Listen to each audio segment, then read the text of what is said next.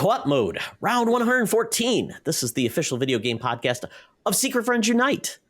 I am one of your hosts, Todd Oxtra from beautiful Savage, Minnesota. The wilds, the breath of the wilds of Savage, maybe, I should say.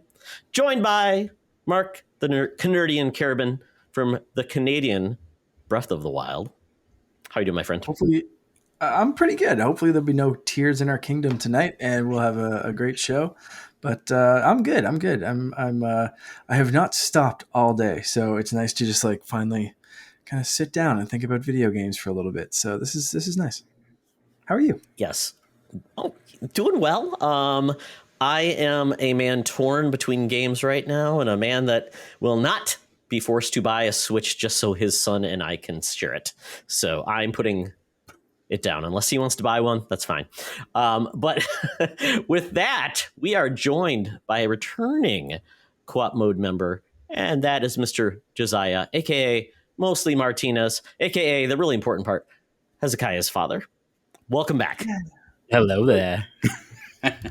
Yeah, it's amazing to be back. I was super excited when I got your guys' message. I love spending time with everybody across the Secret Friends Unite podcast. So yeah, thank you so much for the invite. I'm happy to be here. I told you guys a little earlier, today's my 13th wedding anniversary. So today is just all around fantastic. A beautiful day with the family and a beautiful day with a couple of my favorite content creators. You know what? I don't blame you. It's the perfect place. It's the perfect way to spend your wedding anniversary with us. It is. I can't think of anything better. I love it. Yeah. My son and my wife are at Taekwondo right now, so they're doing their thing. So I'm kind of playing hooky. And Nice. Mark, you're just trying to catch your breath. Baby, yeah, basically, yeah. That's it. Well, this is going to be a lot of fun because I thought about this. Your first were on Halcron Chronicles with Mark, and then I had you on SFU when Charlie wasn't there. So this is the first time we're talking about video games together. So very, very much fun. Yeah. All right. Awesome. Well, before we get into the mix of everything, we want to thank our Patreons, our best bud, Jamie Prinky, our BFFs, Sean, Stella, Henry Nias. Guys, how you doing? Sean is another father who never gets to play his video games because his children steal them. Missy Merchant and Andy Milliken. Missy, thank you for all your support being on those knuckleheads on Code 47, who just celebrated 100 episodes. Yeah. So they had a good time. Yeah. They did the top 47 episodes of Star Trek, I think, and they battled it out in a bracket fashion to come up with the number one Star Trek episode. Nice. I need to go check that out. That sounds like a lot of fun. It's only like 3 hours long, so don't worry. Okay. Yeah. I figure top 47. Yeah. I'm like, buckle up, get ready. Exactly. And Charlie always makes fun of us for going really long. So now he can't say he's never done it. So yeah. Well, very good. I almost snuck on one of those. Oh, really? Yeah. Somebody backed out and he messaged me and said, "Hey, there might be a chance that we could get you in." And I was like, "All right, let's go." And he's like, "Never mind." Oh my goodness. I almost made it on. Charlie's got to fix that problem. Yes, he does. It's always interesting to know who like enjoys both Star Wars and Star Trek. It doesn't always get that overlap, so it's very cool. Sure. Mark is one of those people where it does not overlap. Yeah. Mm-hmm. Well, very cool. Yeah, we'll put a good word for you and get on that show because, you ended up giving Charlie a code to a certain video game that he's not talked about yet. And I want to hear what he thought about the game because I'm really curious about the Star Trek game that came out. So it's more kid focused. So Prodigy is the game. So I would love to hear his thoughts on that. Yeah. Okay. So now we get into really the meat of the show. This is the one that really separates the man from the machines and the beasts. It is Buy Rent Return. This episode or the segment is Scary Zelda Enemies. So Mark picked this one. So folks, it's all on Mark for how well this goes. Yeah. So I wanted to pick something Zelda themed, but I was trying to pick of like, for some reason, creepy stuff in Zelda popped in my head for this one. but I narrowed it down like Todd said to enemies because there's some creepy stuff in Zelda that's not enemies or like Mm-hmm. not necessarily an enemy you can fight. So Right. like there's Tingle, the moon in Majora's Mask. There's the toilet ghost, stuff like that, like blood moons. Like there's creepy stuff. Yeah. But then there's also this like enemies that are gonna mess you up, and what ones do you not want to face? So Mm-hmm. um, so here we go. We've got a Cucko army.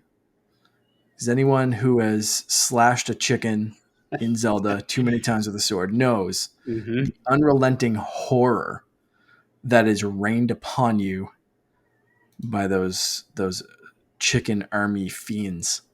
Mm-hmm. We've also got the Re-Dead, Yeah. aka Zelda zombies, Yep. and one of the creepiest ones that like the jump scare kind of creep is the Wallmaster hand. So that's you just see the shadow above you, and then there's just a thing on crack that just comes down and gets you.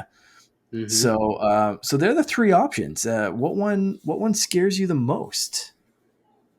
Oh man, yeah. When I saw this segment, I was thinking about that too because it's really interesting when you think about Zelda. There's a lot of like beauty in it. Mm, There's like magic and kind of like happy mystical side, but then there's a lot of dark there. And so like you're saying, even if they're not enemy, there's a lot of dark in the game.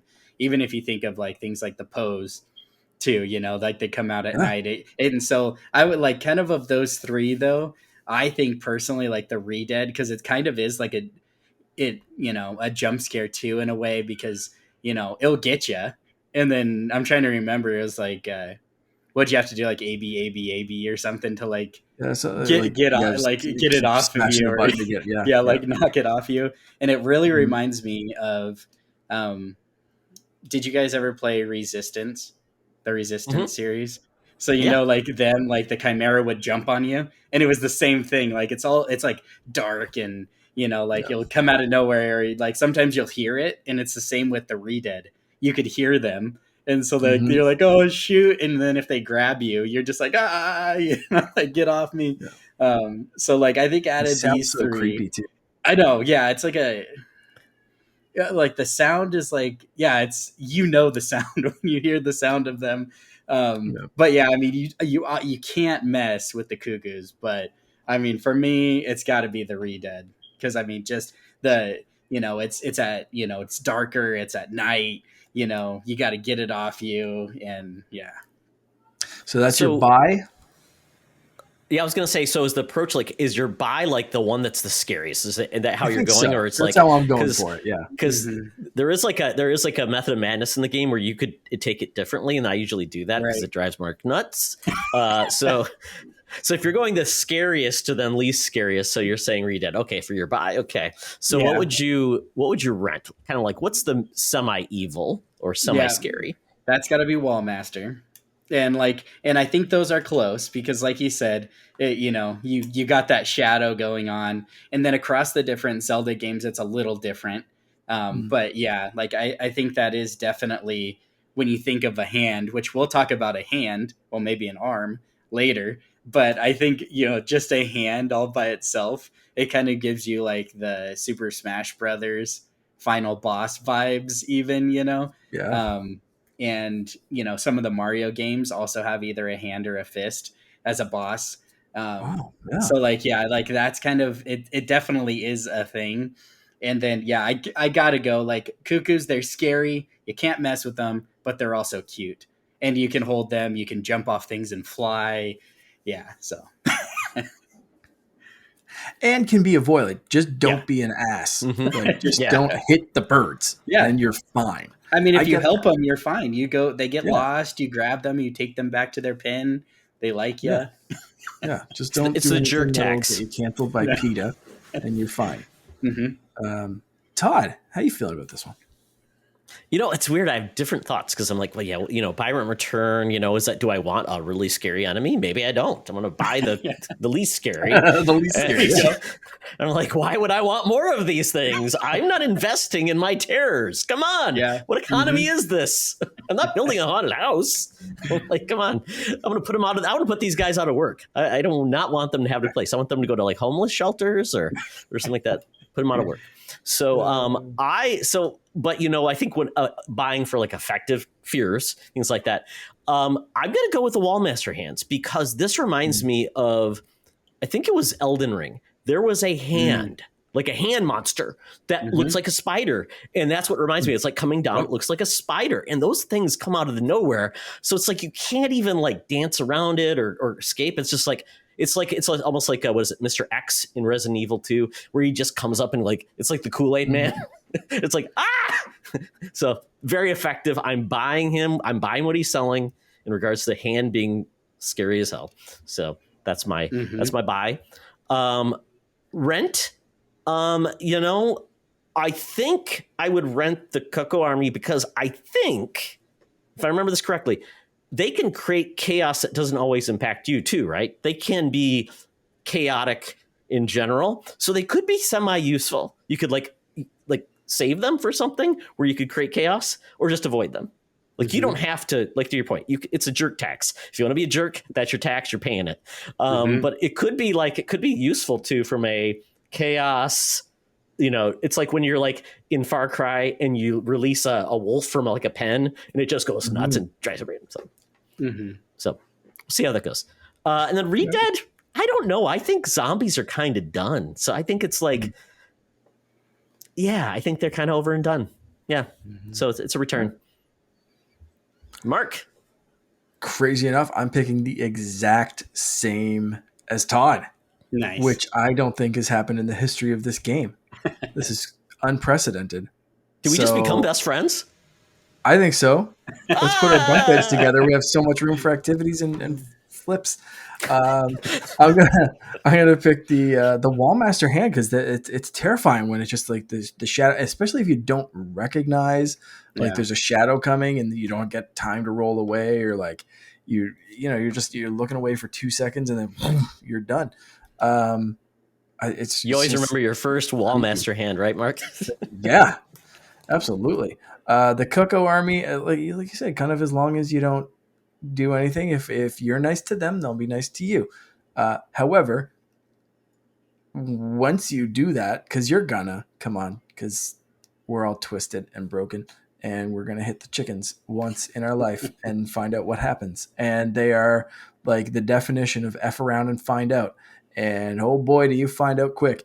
And it's just that like panic of like, how do I escape from 3,000 chickens coming at me? And the Re-Dead, like you said, like zombies, they are creepy. I will 100% agree with the sound and just the creepy factor, but they can kind of be avoided for the most part. When they get you, it is terrifying though. Like that is a close call of like, should I switch those? But yeah, there's just something about a chicken army that's just has stuck with me through all these years. So I'll pick that one. What's the say? would you rather battle one giant chicken or 100 chickens? 100 little chicks? Regular sized chickens. That's a tough one, man. Could it be like a giant chicken or a Wallmaster the size of a chicken? A lot of those. Yeah, like Wallmaster hands. I just thought about it in my head. Yeah, no way. Spiders I'm going are giant. scary, whether they're the size of like your pinky or the size of a tarantula. Yeah, do not want. I would just want to bring up one funny thing. Like look up in the corner of your room or something like that, and you're just like, oh, look, there's a spider up there. Oh no, never mind, it's a disembodied hand. Shit. Yeah. Like, no. Let's just be honest. If you're sleeping at night, if you look up and there's a spider, even the smallest one, about right, you're dropping your mouth. You're freaking out and get out of bed, aren't you?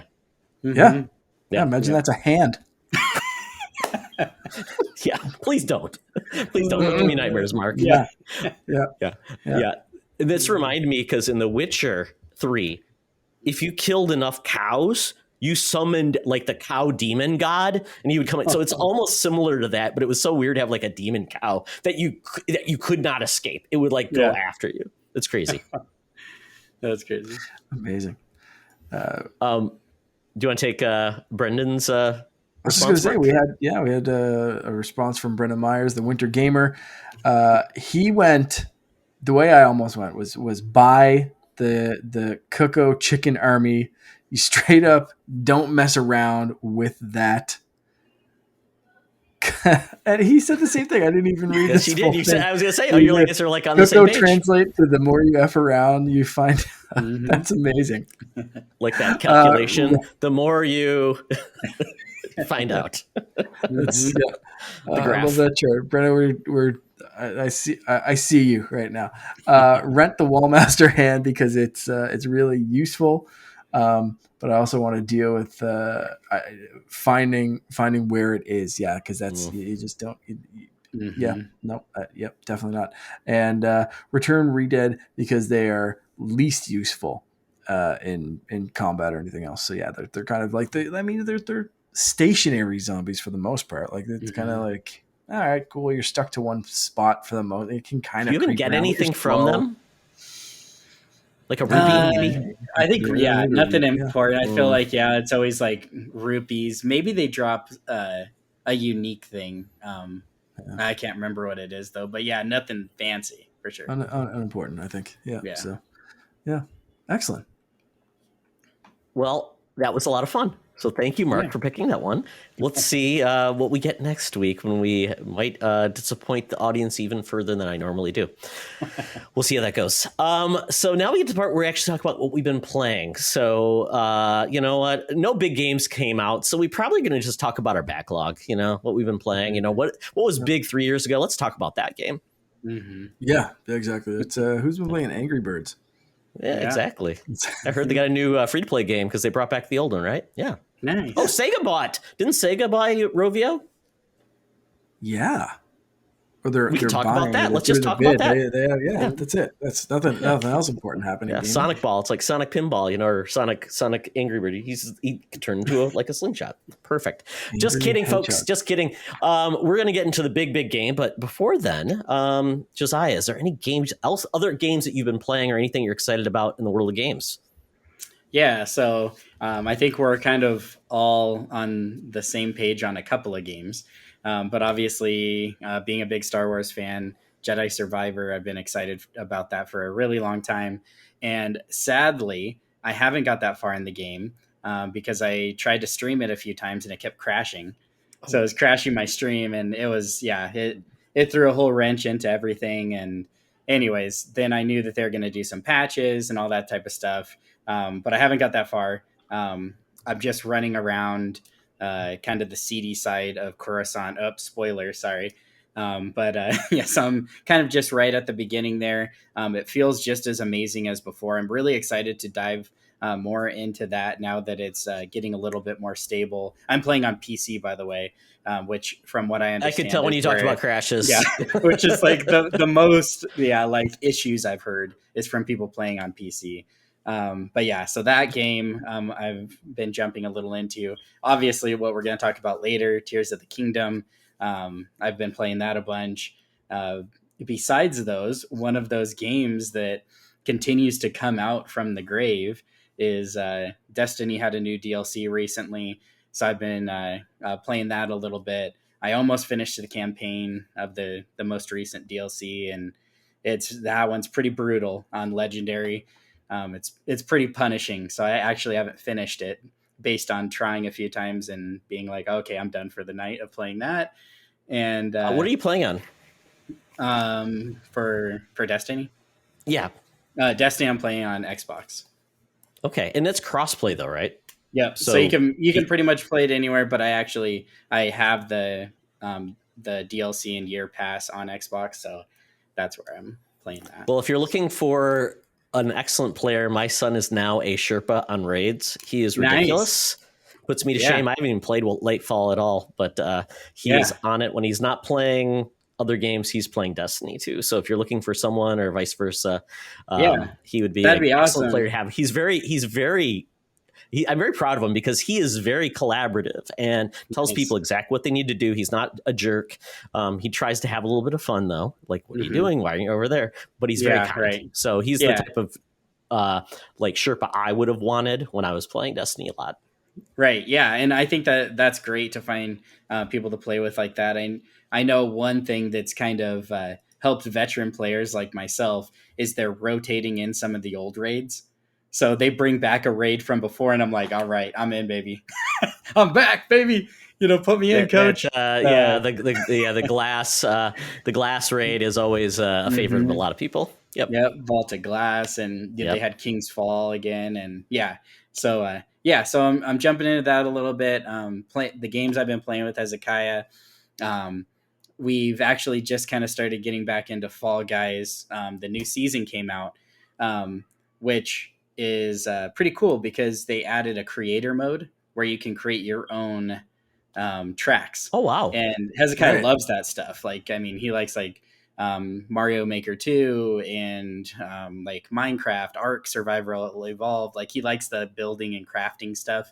So he's been all over that, spending a lot of time building different circuits and stuff, which is really cool because you can't just go crazy with it. They give you a certain amount of currency for each one. And so you can only have so many pieces. So like nobody's having like this really elaborate, crazy one. Everyone has like the same amount of, I guess, materials to make something.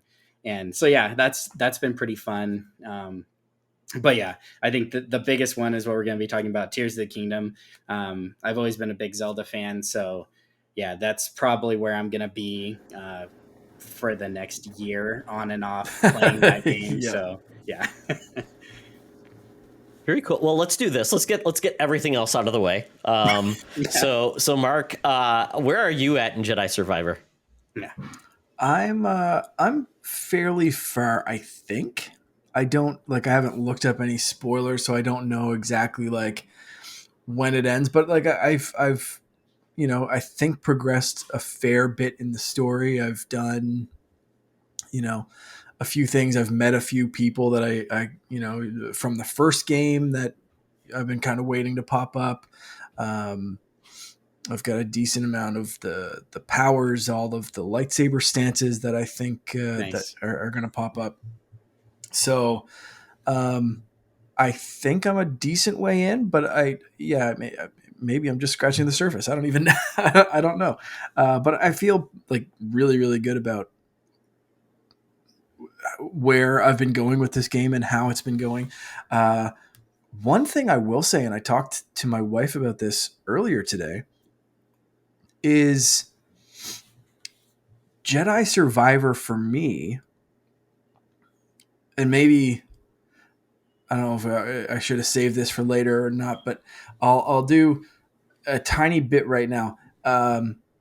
Playing Tears of the Kingdom, at least from the get-go, feels very slow because of how good Jedi Survivor is as a sequel. Mm-hmm. Without too many without really story spoilers or anything like that, Jedi Survivor took everything that was great about Jedi Fallen Order and made it better without taking anything away, which is so rare for a Metroidvania or any kind of real Souls-like. sequel, Souls-like, whatever. It doesn't start you from zero. If there was something you could do in Jedi Fallen Order, for the most part, you can do that here.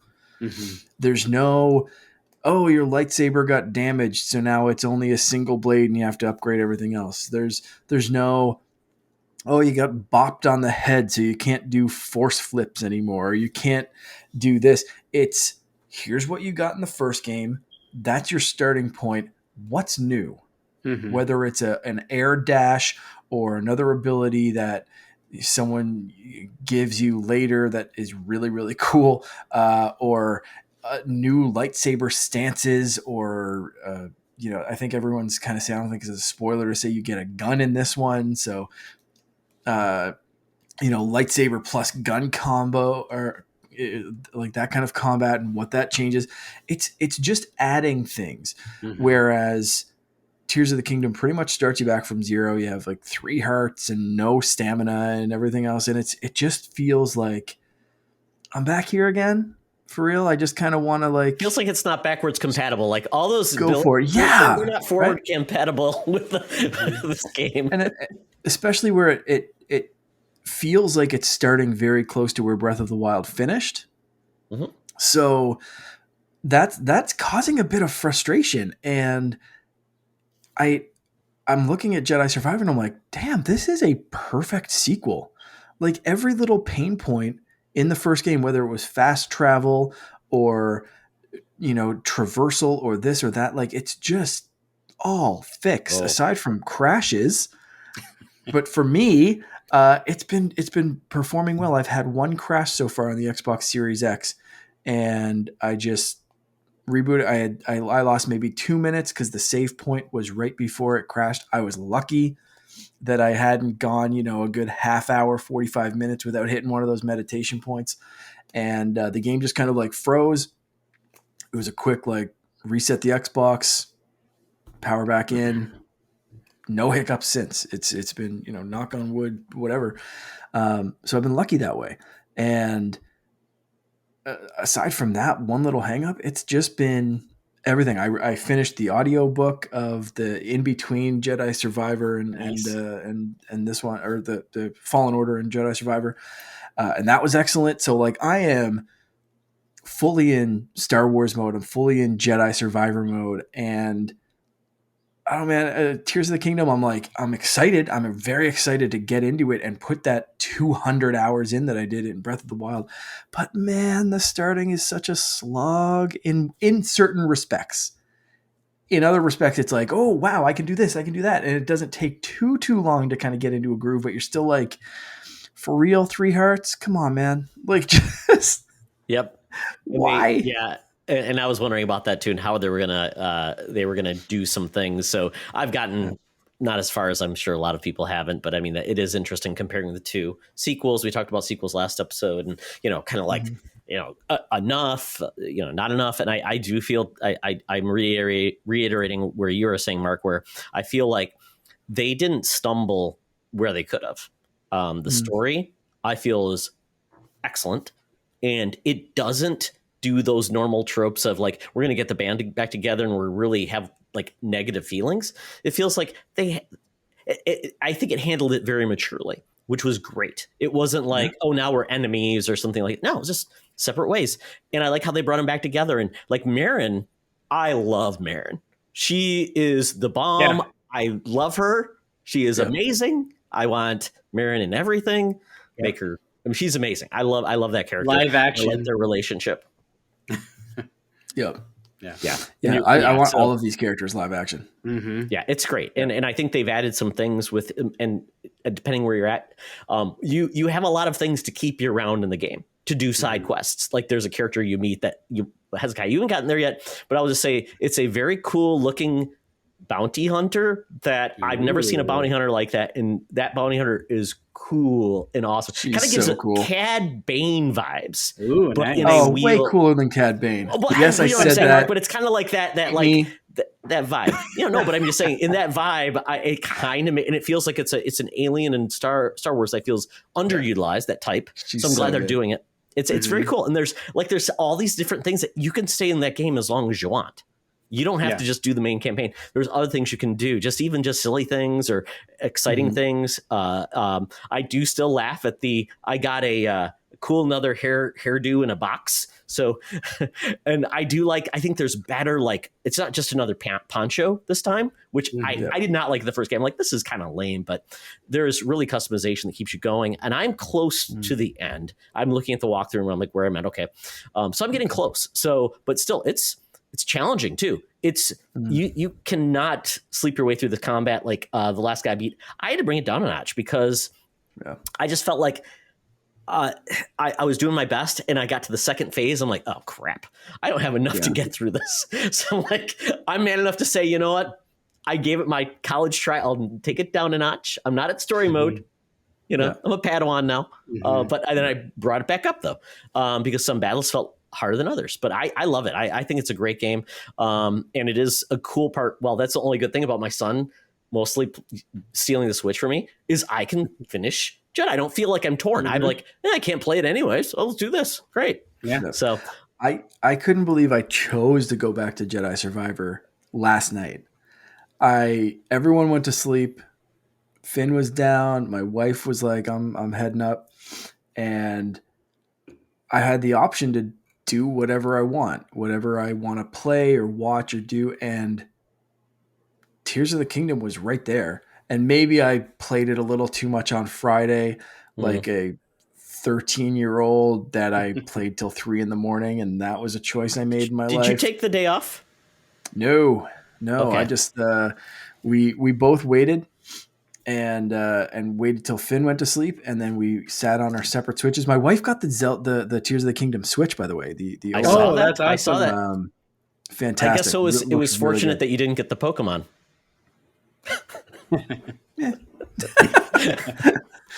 Not for you. Not for you. One for me, Mark, one for her. Yeah, there's no. Exactly.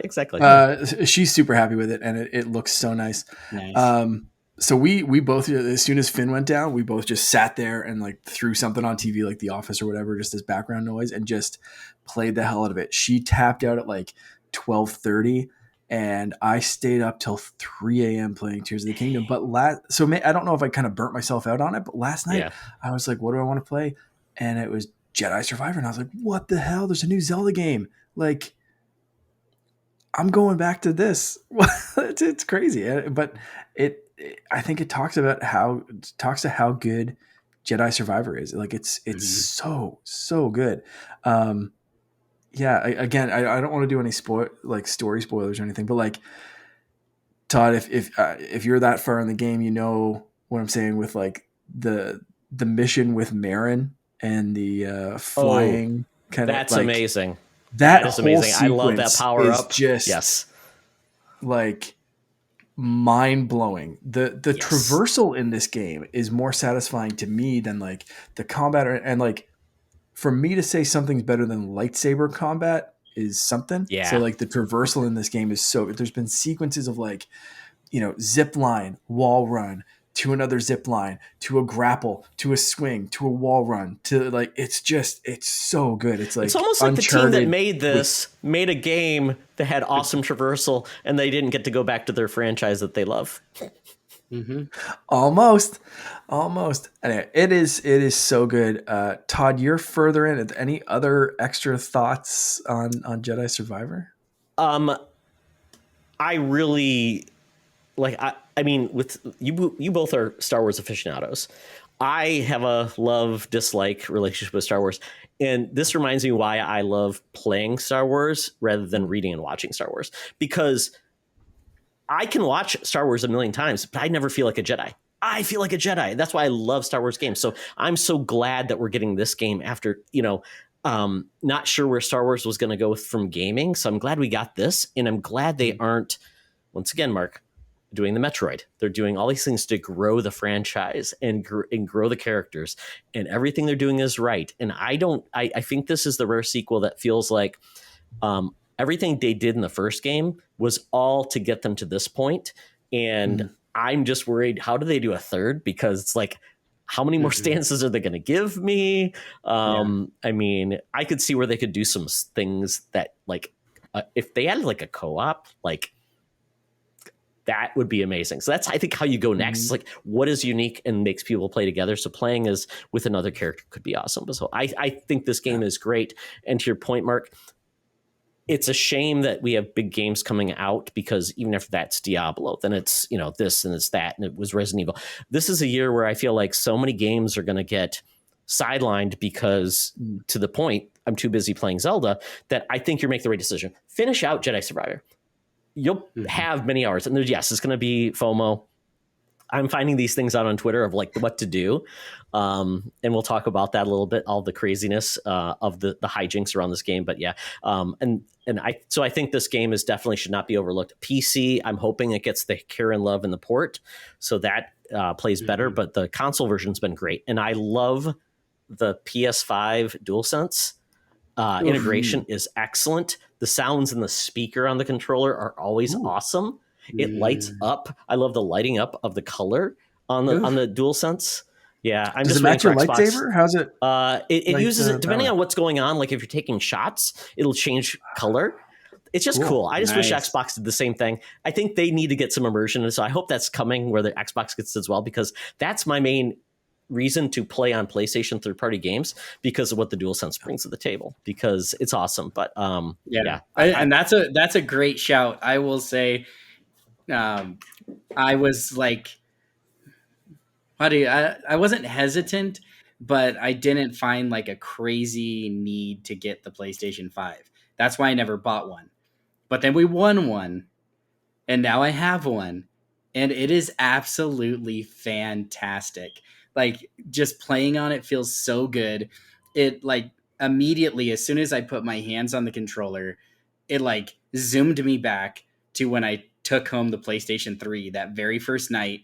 And yeah, I was playing, like I had Resistance, and like I was just like, I love gaming. I'm in love with gaming. And that's how I felt with the PlayStation 5. We didn't even have any games for it yet. We started playing like it's like what's it called? Like the Astro game, Astro Playground or something like that. And amazing. I was like, it's an amazing game. It's like, why don't people talk about it? It's like a 3D platformer that looks amazing, feels amazing. It works amazing with the controller, and it basically puts all of these cool little features that only PlayStation has with their controller, and it puts it on a pedestal. And you can do all these things in that beautiful looking 3D platformer. And I was like, wow, like, why did I not buy this day one? And yeah, so yeah, I totally see what you're saying. And yeah, especially when I was getting those crashes, I was like, I really want to just buy it on PlayStation, because I'm like, I don't even know if I can wait like a week, 2 weeks, a month, however long until they get it right on PC. But yeah, now Tears of the Kingdom's out, so luckily it's kind of it's helped me to wait and be patient a little bit with that one. But yeah, I've just got Cult of the Lamb waiting for me after this game. So, because I know Logan will be playing it most of the time, which is fine. He's deserved it. He's had a great year at school. So nice. And so Mark, I think you're making the right decision. Depending where you're at, I don't know how much further you're behind me, but you're probably close. Probably another couple hours. Slight story spoilers. So Josiah, if you want to, do you want to earmuff yourself, Josiah? It's not even. I'm going to do it as vague as possible, okay. And I'm just going to say that Marin has rejoined my team, and she's back on the Mantis. That's where I am. You've got. You've got. I think I've got a bit. You probably have 2 more main chapters. Okay, I'm on chapter 5, so okay. You're probably on chapter 4, so not too far. Good enough, but it's well worth it. Yeah. And depending on how much you go whole hog and do side quests and things like that. I've been doing a little bit of both. If I see something shiny in the distance, I'm kind of like, ooh, look at that. Let's see if I can get up there yet. And but I knew there was some abilities that I didn't have that I knew would be useful. Yeah.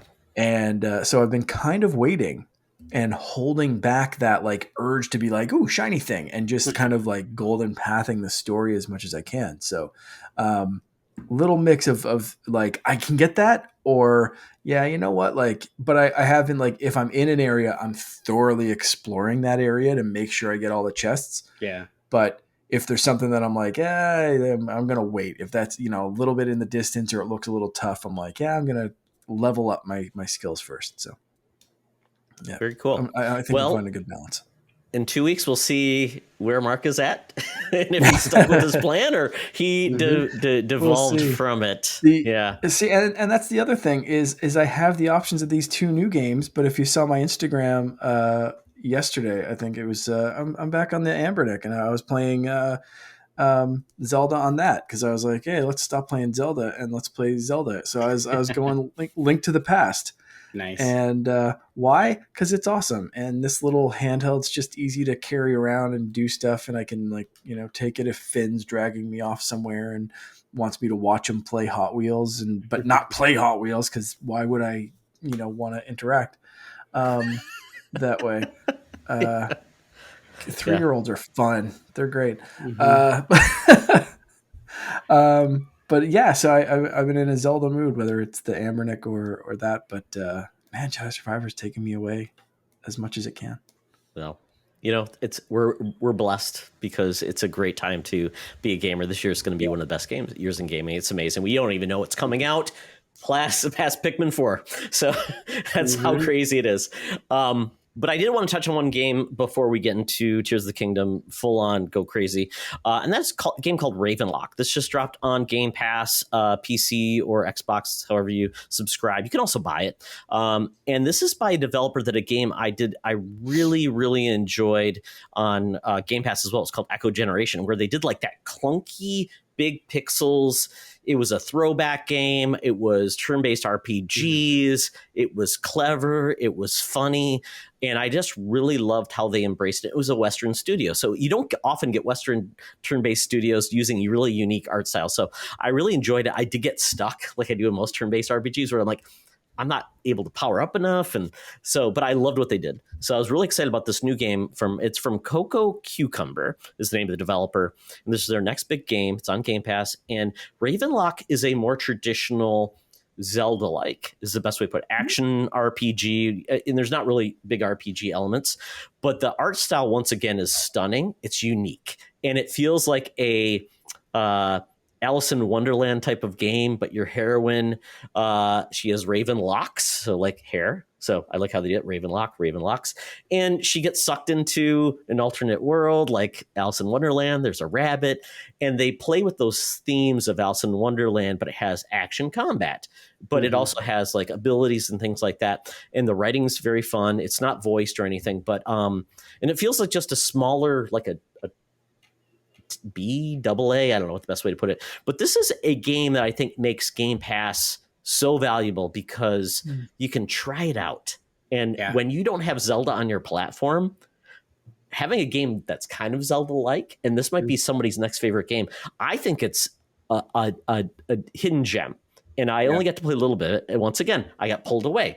But I was really enjoying what they did. And I loved the and I don't know how deep it gets with like the different combat variants and power-ups and things like that, but I loved the structure and I liked what's there.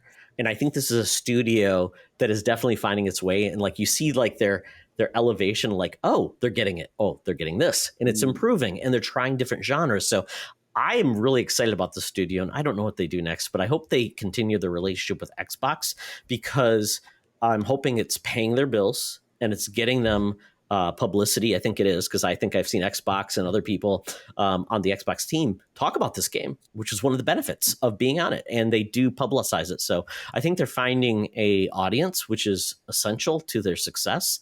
And I can't wait to see what they do next. And when there's a lull, I'll get back to the game. So check it out. It's really fun. Yeah, I remember seeing some trailers of it before it came out. And I think like what you said, that's something that attracted me to it too, was the art style. Before I even knew what it was about, I was like, whoa, this is a world that would be really cool to visually be in, just because of like all the scenes and stuff like that. And yeah, like you said, the fact that it's on Game Pass, I think is awesome, because it's one of those things that if for some crazy reason this year you have time from all the other amazing games, it'd be definitely a one to fire up and play. It might play well on streaming. So like we know Brandon has his Logitech thing, whatever it's called. It's the streaming tablet. I know he's done well with that, and I think it could work well there because it's on Game Pass Ultimate. If you have that, you can stream it, and it does feel a lot like a Link's Awakening, which was a great game on the Switch, which was like that throwback Zelda. So I think it's a game that can scratch your itch, kind of like Okami. When Zelda felt a little bit old and Okami came out, I'm like, that's a great Zelda-like, and I feel like this once again is a good Zelda-like game. So definitely give Ravenlok a try if you're not into the Nintendo realm, but you want to try a game that's like it.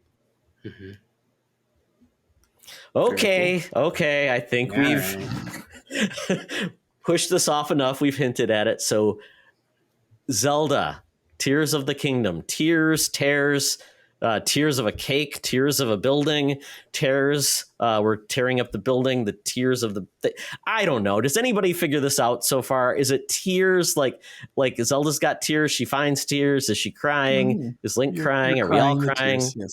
Yeah. Everyone's crying. Everyone's crying. Yeah. So we heard Mark's story of how he was a dad who. It's not that he's tired enough. He wants to be more tired by staying up late. Josiah, now you are in a multi-gamer household as well. So with yourself, your son, is anybody else playing the game, or is it just the two of you? Just the two of us are playing right now. My wife likes to play, like the more like party style games. Like she likes Mario Kart and Mario Party, and she'll do some of the single player type games, but she more like enjoys like playing when everybody can play together style. So yeah, it's just Hezekiah and I right now playing it, which is more than enough people to play it with only one copy of the game. If we had two copies, we do have multiple Switches, so we could play by ourselves, but we only have one copy of the game. And I'm kind of like you. I'm not going to buy another copy of the game just so we can both play at the same time. I could definitely play physically or digitally. Huh? Do you have it physically or digitally? Digital. Oh, so you can't even I'm done. Here, put it in your Switch and there you go. Play it. Yeah. Well, it's downloaded on both, so you just pick up and have your own saves and everything like that. But yeah, so I've been waiting this whole time after hearing Mark's talk about Zelda because I am a passionate Zelda fan. So let's see.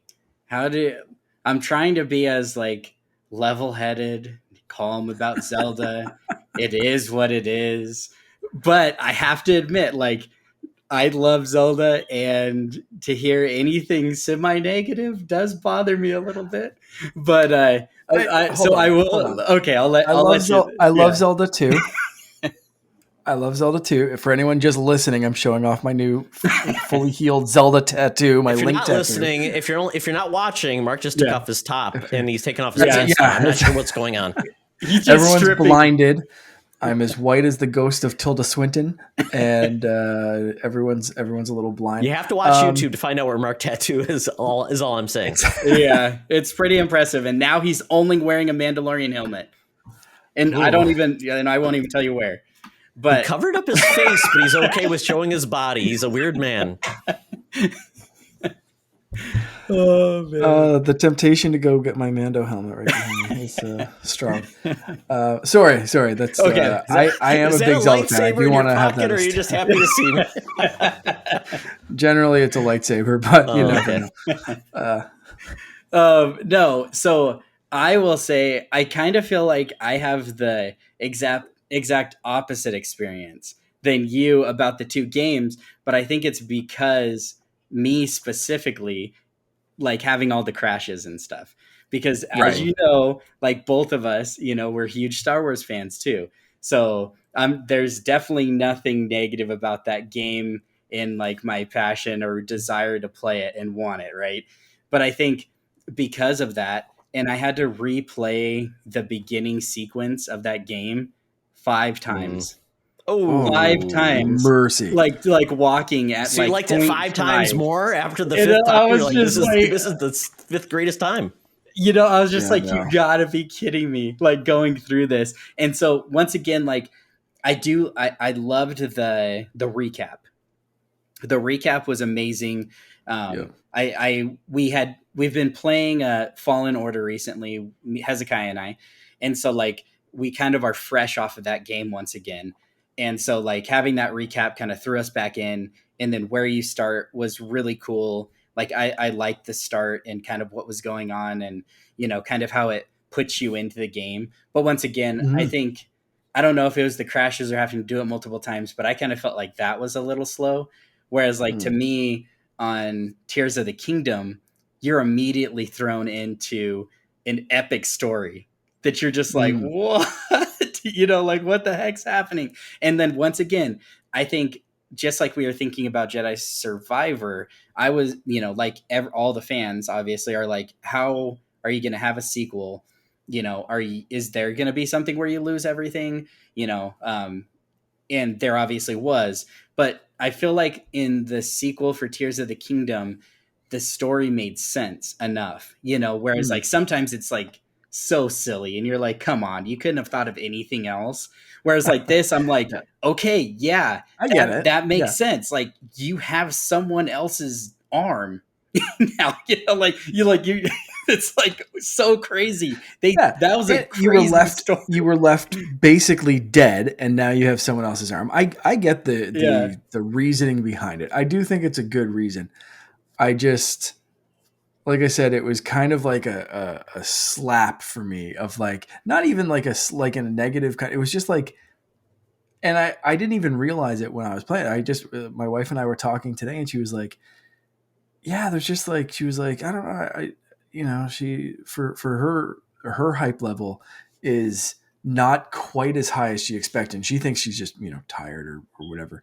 But I was like, oh yeah, I'm kind of feeling the same. And it's just because like I didn't lose any of my powers in Survivor, but I totally get the reasoning. And Yeah. I respect that for sure. And I think, It's a and it's, funny yeah, contrast. and it's not even I think like the reasoning or how it was like implicated, but like I think the story was great. Like I was Mm. immediately like sucked into the story. I love like the demeanor between Link and Zelda. I love like the looks that they shared. There's moments in there like I gotta say I probably two moments I got goosebumps. In like the opening sequence, I'm like, what in the heck? Like this is the beginning of the game. I haven't even done anything. And it's funny because it's similar in the walking at the beginning. You're like Yeah, walking through the very. cave. It's very Yeah. similar, the two games, right? At the very beginning. And then you have Yep. Ganon, like immediately, like you're just like, whoa, this is the big bad right there in your face within the first 5 minutes. I was like, Mhm. what the heck's happening, But then, yeah, I agree. Like going back down to 3 hearts, 0 stamina, 0 powers. It definitely was kind of like, yeah, you're back to you're just in a loincloth, Yeah. essentially. Really. Yeah. Well, and And apparently your Sheikah slate's like the Wii U, where that's no longer forward compatible with the Switch, so you don't get uh-huh. this, you don't get that magnesis powers, which my son is frustrated because Mhm. like, oh, Dad, you could do so many cool things, and people were worried about how would you fast travel this game because you could hit a boulder and just hit it a bunch of times and then just go. Yep. And apparently somebody already beat this game within an hour and like 15 minutes, which is just Yeah. insane. Wild. So I wanted to touch on the story Yeah. because and I'm going to be probably the party pooper guy. I finished Breath of the Wild. I had Mhm. a lot of nits to pick with that game. Mhm. I enjoyed parts of it, but I still felt like there's a lot of parts I'm like, there wasn't enough to keep me going. I never Mhm. felt the surprise of Zelda was like, anytime I found something, I'm like, oh, it's more Korok seeds. I never felt like they gave you something like, this is amazing. I'm getting something awesome. Nope, more Korok seeds, more rupees. Great. Awesome. Yeah, I went on 3 hours to get that. I'm like, yes, it's a Vista, whatever. But in Mhm. this, I'm always taken out of this game when someone speaks for like 3 lines, and that's it. I no longer speak because Nintendo Yep. apparently doesn't want to pay their voice actors. Yeah. I'm like, it's so inconsistent. And then there's points where he's staring at Zelda and Zelda's asking him a question and he's just staring. I'm like, that no longer makes any sense. It takes me completely out of the game. I feel like, but then it's like, oh, Link's gonna talk, but we're not gonna tell you what he told you. We're gonna come back. I'm like, to me, and if we made Link talk, would anybody stop playing this game? No, that's not bad. Now, is the voice acting and direction not great? No, it's not great. Nintendo just doesn't care. They don't care about storytelling. I know that. But if you're going to do it, there are people that are great voice actors, great directors that they could hire, especially in America, because obviously they're a Japanese company. But so is Sony. And who does great voice acting and things? Sony, a Japanese company. So I feel like at this point, there's no excuse for Nintendo not to do anymore, except for saying, well, we've always done it that way. You did it that way in the past because you didn't have that capability. You didn't get that capability until probably until the GameCube, because N64 were still cards and they couldn't do it.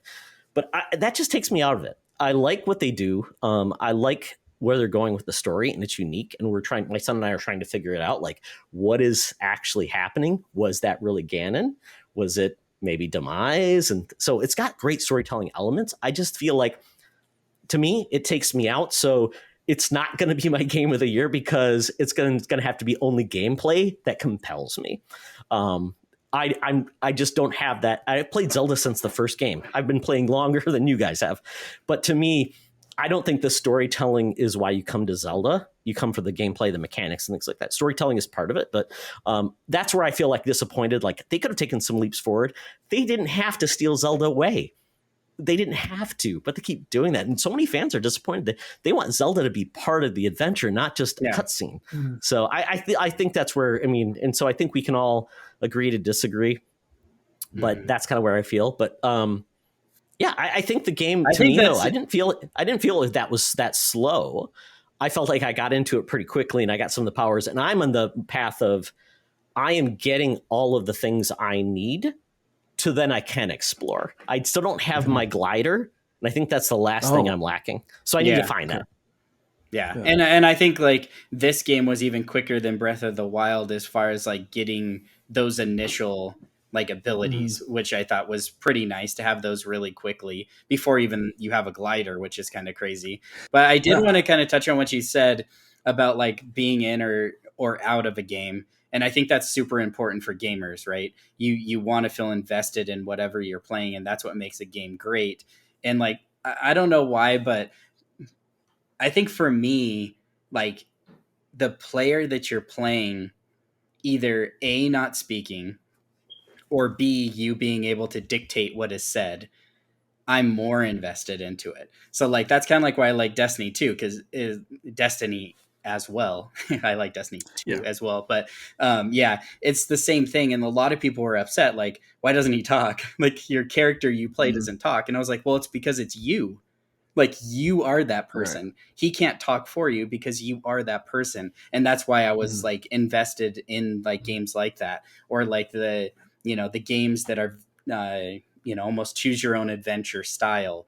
It's also like to some of the different, open world games, like the Star Wars games, where you create a character, you get to decide your path, you get to decide what you want to do.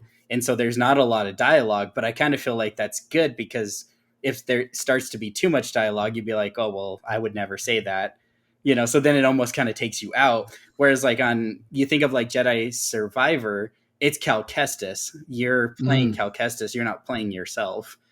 I know for like Link, I'm playing myself. I know, because if I was playing Link, I should never die because I'm great. If I'm playing, right, I'm like, Link should not fall down a cliff because he was a moron. I do feel like every time I have to hear Link go, like, that drives me nuts. I'm like, that's what I have to hear Link do versus having a conversation with this woman. Come on. No, but I totally get it. It's just, for me, it feels like, they've always said, oh, Link is the Link to the character. I'm like, but so is Mario, and he says stupid stuff, and it's fun. But, I don't know. He doesn't say much, but yeah. No, he doesn't say much. But that is an interesting point that I will pause and say that Onuma has said I have to say I am interested for sure, was his reply when asked if he was excited about the prospect of a Zelda movie. He also said it's the quote, but it's not just me being interested in something that makes things happen, unfortunately. So he's kind of saying maybe the voice of the fans is what's important here, implying that, hey, let's start like a public campaign, like Zelda or Super Mario Brothers crossed 1.2 billion. Comes out digitally tomorrow for anyone that hasn't seen it in theaters and just wants that home experience. I can't wait to buy. I'm buying it like first thing tomorrow, and Finn and I are going to watch it. Did you see the collector's edition, Mark, that you can buy that has a No. star?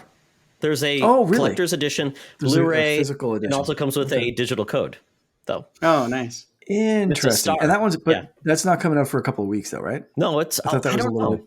Is it, I would I hold thought off and just digital get that, man. Or if you want the yeah. physical, I guess you could wait and get it. Yeah. I haven't bought a physical movie in ages, so I'll probably It's just a digital collector download star. it tomorrow. Yeah. So we'll see. Okay. So getting back to this, so sorry derailing, but so we kind of touched on the story. So in the actual like game, where this is the first real sequel to a Zelda game, where you're in the same world, I think we finally made people happy that you're not just in the same place. You were in. Yeah. I've only gone to two places: the sky and then Hyrule. I've not gone to the second place, and my son's already spoiled me and told me everything about it. So I am not escaping the spoilers because I have one in my house. But there's a third place you go that adds even more places to go. So I'm not going to say any more of that. What do you think of that? Do you feel like that was a good response of why did this game take so long? If it's going to be a sequel? Yeah, for me, I understand why this game took so long right away. And as much as I said, like, I compare some things to Jedi Survivor, I also played this game till 3 a.m. Friday, and played more Saturday, and played more Sunday. I have not like put this game down really. I did make a decision to go back to Jedi Survivor, but the reason I brought that up first was because that was surprising to me, because I really didn't think I was going to play another thing until I put 200 hours into this game. So it was surprising that I went back to anything at all. And I get it. Like the sky is amazing. Hyrule has changed enough. We see an evolution and them rebuilding and that kind of stuff, and going, like you said, to different levels or different places.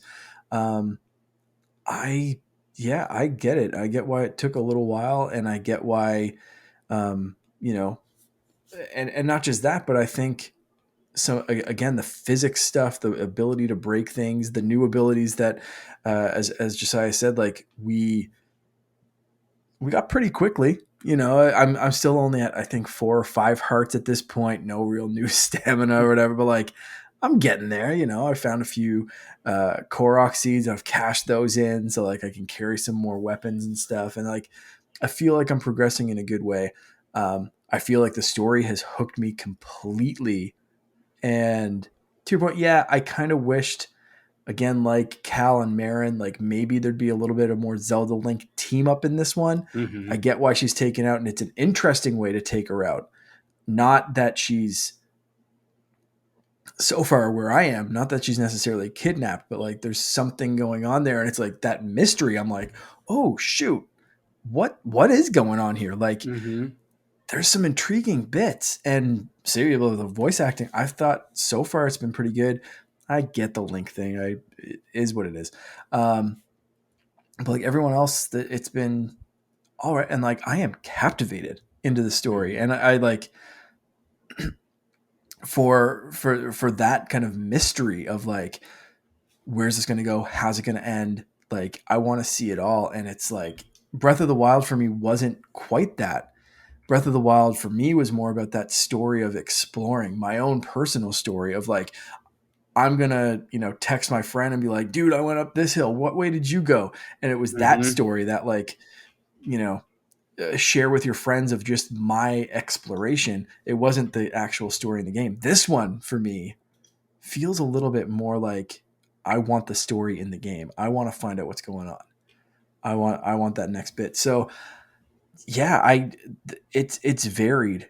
And more traditional dungeons are apparently a thing. There's more chasms to explore. There's more stuff in the sky to explore, and then there's also the traditional, I'll say traditional, like Breath of the Wild style temples or whatever they're called, Shrines.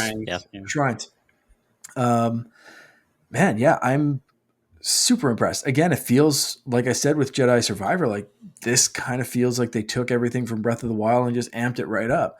And it might, some little gripes about, again, going back to Three Hearts, but like, I'm fixing it pretty quickly. I'm not that far into the game, but it's, it's coming along. But the rest of it, holy crap, did they ever just, to me, improve every aspect so far. And the new powers are very intriguing. Yeah, and that gets me to the point where it's like I'm only at 4 hearts. I'm limited inventory. I'm learning back to the things because Koroks will get you more inventory slots. The shrines, which are a little bit different, but once again, still you have to get the powers of light or whatever. Correct, collect those, and you can turn those in more places to get your stamina, which are tied to your hearts, which is good because then you're figuring out what you need to do. So gets us to, and my son already said, oh yeah, I went to the castle and I went there right away. You can still go directly to the castle. You can still do all those things. There's nothing holding you back. And if you have a save left over from Breath of the Wild, you can get your horse back. And you can use your amiibos to get different outfits and different things like that too. The one that's the interesting one is the A Link to the Past, or no, Link's Awakening. Have you seen that one? So weird, but it's unique. That's all I'll say. The giant head, it's amazing. They went full in. And you unlock. So I've been scanning in my amiibos as well, and the new amiibos on the way should be arriving Wednesday or Thursday. Nice. But glider stuff, and I haven't been able to. That's right. They have the mask, Majora's Mask, right? Version of the glider, right? A bunch of different materials for it that are based on different characters or games or whatever. Still don't know how to change that. I have the glider. I just have my standard. I'm guessing it's a shop or a setting that I haven't looked at yet. Sure. But and then outfits, you can get a ton of stuff. I have and it's a random unlock, which is is what it is. But I got the Fierce Deity Link from Majora's Mask, which is just an amazing face mask thing to wear. So it's pretty badass. Yeah. It's interesting as we go through this game and where it's headed and how long this is going to last. The last Breath of the Wild, they actually announced DLC at launch. They haven't done that yet with this game. I don't know if they need to because this game seems pretty full. People have played 100 hours and said, I still am finding things like the last game. So maybe it's not needed. But it's going to be interesting to see where this goes. And this takes us down the rabbit hole of, how do you approach a game like this after coming off a game like Breath of the Wild? Are you going to go? Even the creator said, Enuma said, don't go with a main path because there's adventures to find. Now, I would say my lens would be get the key things you need so you aren't restricted on what you can do. Once you get all of your powers, so mainline it if you need a guide or whatever, obviously we can help you with that or whatever. But I think the only thing I'm lacking is my my glider. But how do you guys like the powers? Because the powers are through shrines and you get those and you do your thing. So we've got the Ascend. If I'm getting these wrong, you can correct me. We can get the Ultra Hand, which is building things, the Fuse, which is making crazy weapons. You then get the Reverse Time ability, and then you also have your Slate, which allows you to then put pins in the map and things like that. Right. Am I missing anything? That's the beginning. Yeah, not off the bat. Yeah. Okay. So with that, do you have a favorite ability? Oh man, I think favorite ability fun to use is Fuse, because that is definitely I think for sure a lot of my enjoyment now in video games comes through watching my son get excited. And like I said before, he loves building. So to add that into Zelda, which is, Breath of the Wild was one of our favorite games of all time playing together, it's incredible because now he's getting something, a style of gaming that he really, really enjoys and then putting it into the Zelda universe. So yeah, I think that is probably like the funnest. Now, on the other hand, I think what's the most useful so far, like I think Ascend is absolutely incredible. I mean, it kind of just it changes everything, in the Yep. game. Like, just being able to just go whoop, yeah, okay, now you're up here. Like that's, and I like also like um, when you first get it and you're going down to the surface, and the only way to get to where you jump off is you have to use the ascend. So it's like having you use ascend, right? Like you're like, oh, I can't go anywhere, I can't jump, oh, I have to go up, and you just like things like that. It makes traversing more unique. Like, okay, how should I go here? Oh, I can, create this flying machine and fly over there. I can go into the cave and ascend to the top of the cave.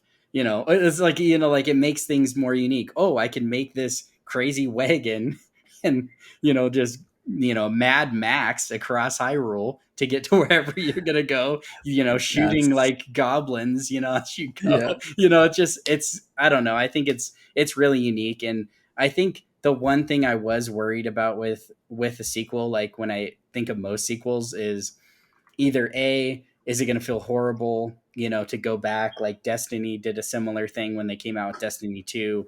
They basically just like made everybody almost zero, if you want to call it that, and you had to start grinding back up again. And you're like, how do I like that? Doesn't make sense to lose something that I already had. And they try to be like, oh, you also lose all your weapons because there is an explosion and everything blew up, and so now you have nothing again. So it's like, those things are obviously bad, but on the other hand, the other thing is, if you're allowed to keep what you have, there's the issue of power creep too.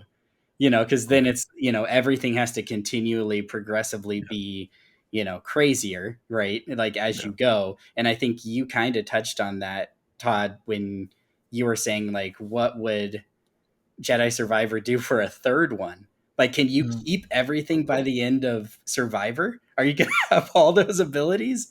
Like, it's like, what do you have next? You're going to get three. You're going to get a third hand with an extra weapon. Like you're going to get 18 lightsabers. And I'll point to that. My son was fighting a Lionel in the new area. Okay. And he was he's an excellent. I mean, he was doing everything right, like doing all the different moves and blocking. He's like, Dad, I'm going to run out of weapons before I can beat this thing. So being overpowered, he's like, Dad, and I got all these power. I'm like, being overpowered it's still not going to be easy when you've got these Lionels that just like, when I see all these hits, I'm like, that is like a 3 million hit Lionel, and he is going to run out of weapons. So what's he going to do? And it's like, there's nothing else to get. So he's like, he's got to come back. So this becomes I can't get you now. I'll get you later. I'll have my long pokey stick times 3 with a boulder with 85 hits attached, and I'll hit you, and I'll take you out in one hit. It'll be poking you from 3 miles away because it'll be the longest stick. Yeah, but it's interesting, the approach, like being overpowered. I don't know if that's going to be a thing in this game. I know some people said that once they got a big weapon, but I mean, now you can fuse. That fixes durability for a lot of people, which I haven't found like my weapons are that inconsequential. Now, making sure you've got enough slots and enough things applied, so if you run out of weapons and all you've got left is a stick and an apple, that might be a problem. And then in the middle of combat, you fuse those two. That's a big problem. I think a lot of people are talking about that UI to fuse, unless you prepare for a battle in advance, to fuse in combat, it's not going to be easy because you have to take a weapon. You have to get your weapon out, take the thing you want to fuse it to, put that on the ground, throw it on then the ground, fuse, do the thing. So you really have to and that's a lot like the old Witcher games where you had to prepare in advance, build up your arsenal if you're going to go into weapons. So it does have a lot of strategy to approach a battle. So, it made me think of what you're talking about, like the Ascend. So the Ascend's a cool ability unless you don't have a glider and then you're diving into the ground. Not a good plan. I've done that multiple times. So like I said, have your abilities before you do that. But the ones that I thought were funny, and I saw some cool, and this is the whole the social media aspect of this game. You cannot mute this game. No. You'll have no friends. It'll be you and like the person with one follower. That's the only people that you'll be able to see on social media if you mute these things. One follower. Exactly. And I saw the coolest thing today. My problem was you get the wing and you want to launch it and you get like the jets on it. And like, how am I going to do that? He's like, oh, you just do the rewind. You basically lift it up and then you bring it back down. You climb on it. You do the rewind and you have it launch when it's in the air. I'm like, I am dumb. This game is going to make me feel so dumb. And that's the brilliance of it, right? Yeah. Oh my goodness. I think, we continued to do the same thing, like overthinking things because of the abilities that you have.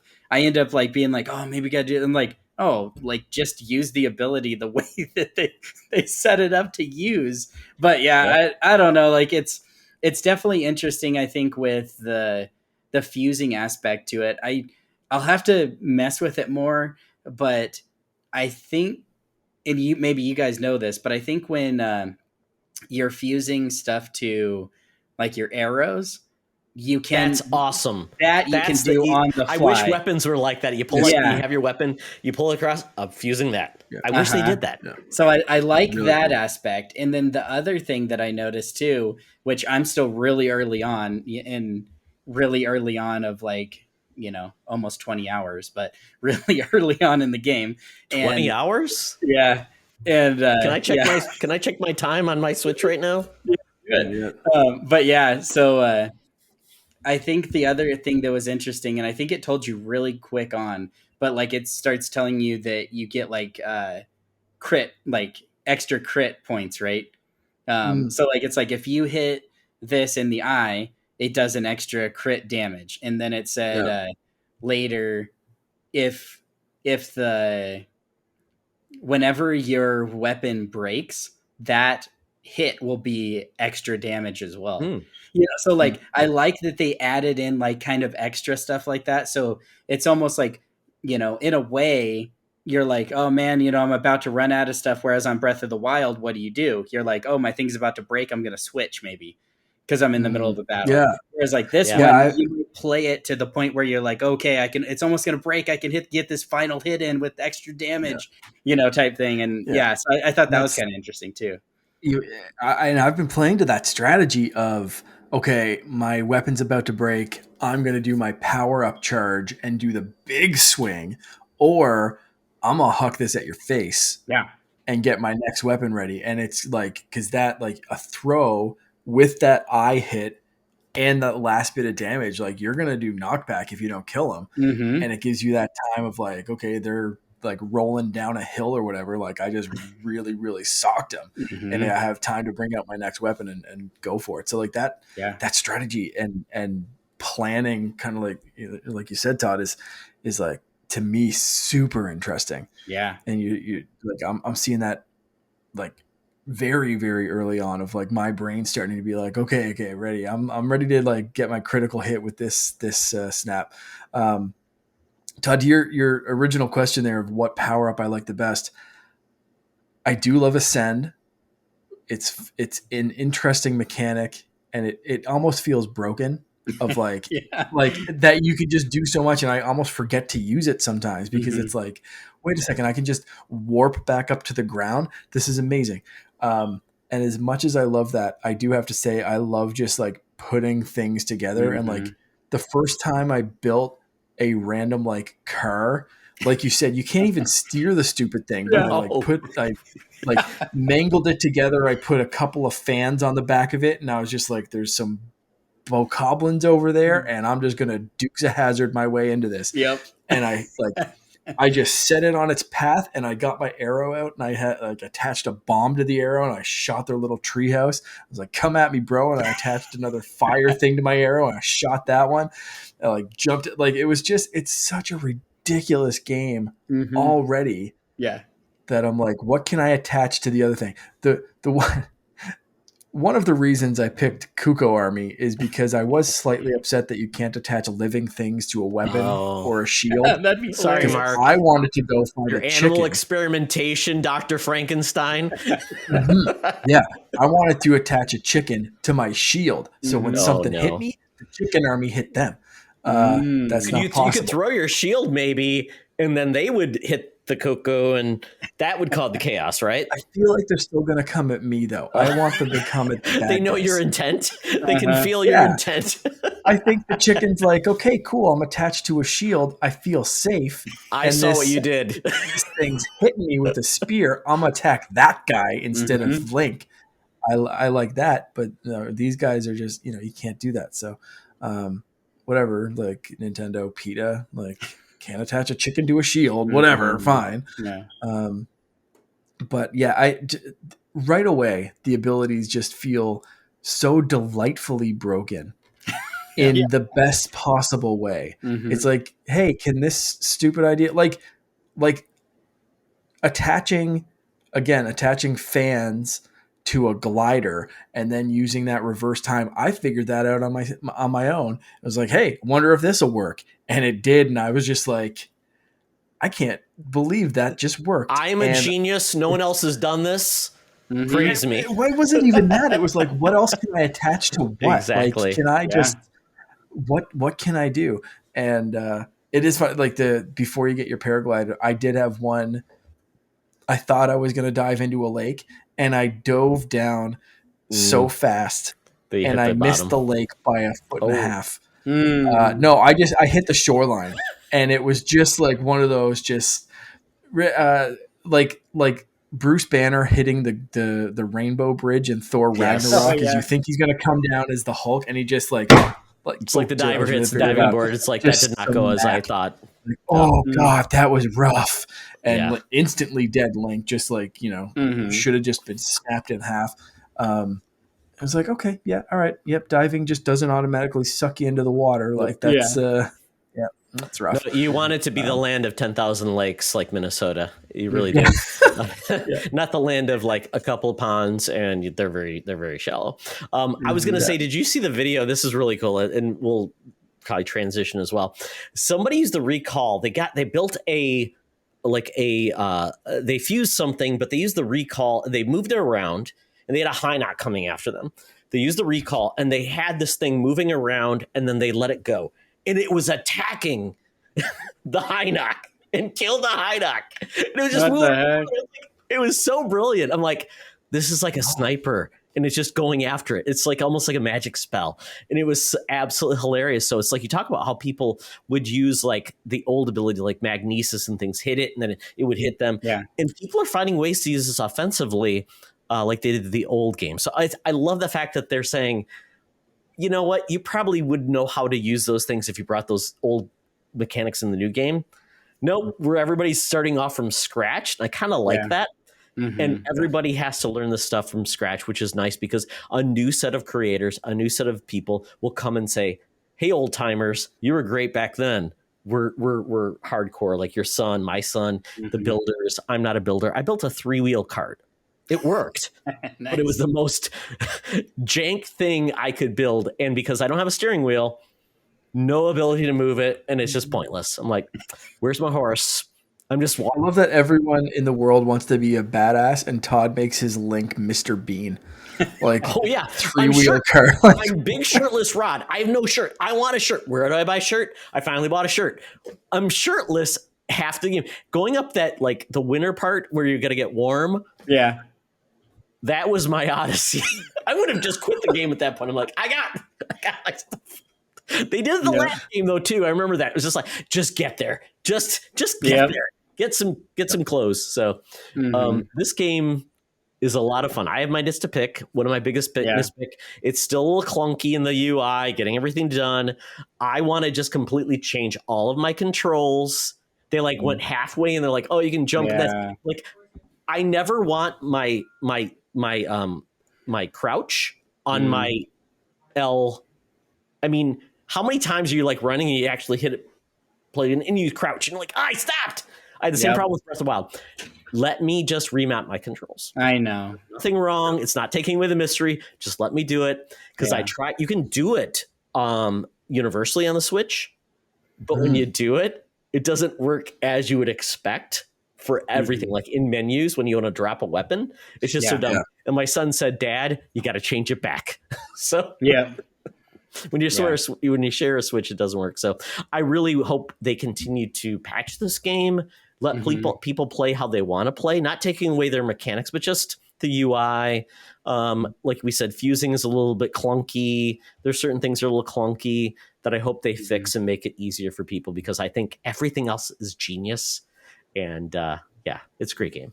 Yeah, I know. Like we're going to talk about this a little more in the next the next subject, but just in general, like with this game too, it does kind of make you wonder where the future is going based on what they have here, what they put out here, what they put out now. If this game came out last year, it'd make, to me, a little bit more sense versus coming out right now, and where they are in the platform wars, if you want to call it that. So I think it is really interesting, and I hope if they do have DLC, maybe they will address some of the little issues that have already been kind of creeping up. And then I think the other thing too is I'm curious to see, since I'm so early on in it, how they address like the set bonuses too. Because going back to like what you were saying about preparation, we would always do that kind of based on what we are going to be doing. We're like, all right, we're going to be here, so we're going to have this because it has this, resistance, or it does, if we have this, then it's going to give us X amount of attack or whatever it might be, like, and so I'm kind of curious to see how they're going to play this along with the different areas. And I really hope they do it in a way that it's like, you want this armor, not only because it helps you survive, but it gives you a real bonus. Like, all right, now I'm legit, I got this full set, now I'm going to go wreck some, whatever, so yeah, be interested. I will say that that's a thing where like you want to balance like cosmetics and capabilities. I think the last Harry Potter game, Mark, your wife probably could tell you about all of this fun stuff, but you had the ability to keep an aesthetic or apply an aesthetic on an armor set you loved. Like, I want to look like this, but I don't want to lose my cool, like plus 24. And Destiny does that a lot, where Destiny will say, you want to keep a specific thing, but you want to look cool. Yeah. I don't want to look like a doofus and be a badass. I want to balance out my coolness, because I know I don't look cool in real life, but I want to look cool as Link. I don't want to look like the Destiny guy that has like, like, I look like I'm a doofus. Like, I just found this at a thrift store and I got lucky, but it doesn't match. Yeah. Right? And like, I'm the same way. Hezekiah is not. He makes the weirdest things. Like, why are you wearing this? Like he has like 3 different random stuff. No, he looks this is the weirdest thing I've ever seen in my life, and he just thinks it's funny, whereas stripes, like I'm solids, like, polka dot. Yeah, it all looks he goes, good. He paints everything. It's all different colored. And I'm just like, you spent rubies on this? Like, come on, man. Oh, man. I love that. Yeah. It's amazing. Oh, boy. Well, wow. We'll have much more to talk about this game, because we'll see where Mark goes. I will be curious to see where Mark goes, his journey. And I know where I'll be, because I will rarely get... I mean, I've got a Switch in my hand right now. And by the way, I'm going to do this again. These Binbach controllers, my son loves them. I love them. They are phenomenal. I would not play the Switch manual. Like these are wonderful. They have so many cool ergonomic ways. They don't sell them anymore. I'm not going to you can buy them elsewhere in different formats, but that's how I would play. But that's how my son plays too. So that's too bad they don't sell them anymore. I'm not sure why. Yeah, my joy. So we bought the original Switch when it came out. And then we bought a second pair of, and we got the black one. Then we got a second pair of red and blue Joy-Cons. The blue one from way back then finally went out. The lights went out like a few months ago, but it still worked. And now it's just finally like, doesn't even work. It doesn't work when it's in, doesn't charge, And so I was like, I'm at the point where I wanted to buy new ones. And anyways, so I was thinking about doing something like what you just showed, though, instead of the Joy-Cons, doing something that's like, the Hori ones or whatever, where it like, I was gonna say the Hori Switch Pad Pro looks very similar. Something like that. They're not. I have those. They don't have Rumble. They don't have a lot of the capabilities. These have everything but NFC. They rumble, they motion control everything. Like especially if you play Splatoon, that's where Hori won't work because there's no motion. What maybe there's I don't. It's weird with Switch, but the only thing this doesn't do is NFC, and they do have other versions that are like this, which are available, and they're only like $40 versus $80 for new set of Joy-Cons. So if you can do it, you can hold off. I would highly recommend something like that because even ergonomically, my wrists aren't hurting. It feels like a pro controller, and that was my joke. And we'll get into that in the segment. But I hope everybody's having a good time. And I have an OLED. I traded my original for an OLED, and we did too. And Mark's, it's a great system. It's a great update. So there we go. So moving on to the bonus round. So Mark, what did you deem this bonus round? WTF Nintendo. Bringing back the spirit of if we ran Nintendo, kind of, I guess, for this or something. But like, okay, we're talking about literally one of the best games ever made, potentially, depending on who you are or what review you're reading. But like, reviews across the board are pretty freaking positive for Tears of the Kingdom. And like we've alluded to a couple of times, there's really not much left for this year. We know, not that we know of anyway, but we know that Pikmin 4 is on the horizon. It looks fun. It looks great. I'll probably pick that up with my second voucher because I used the first part for Tears of the Kingdom. I only bought one voucher because like, what else am I going to buy? What else is there? Announce some new stuff. And we've also heard that, so Nintendo had their shareholders meeting or whatever. They announced a couple of things. One, that the sales have been dropping on the Switch.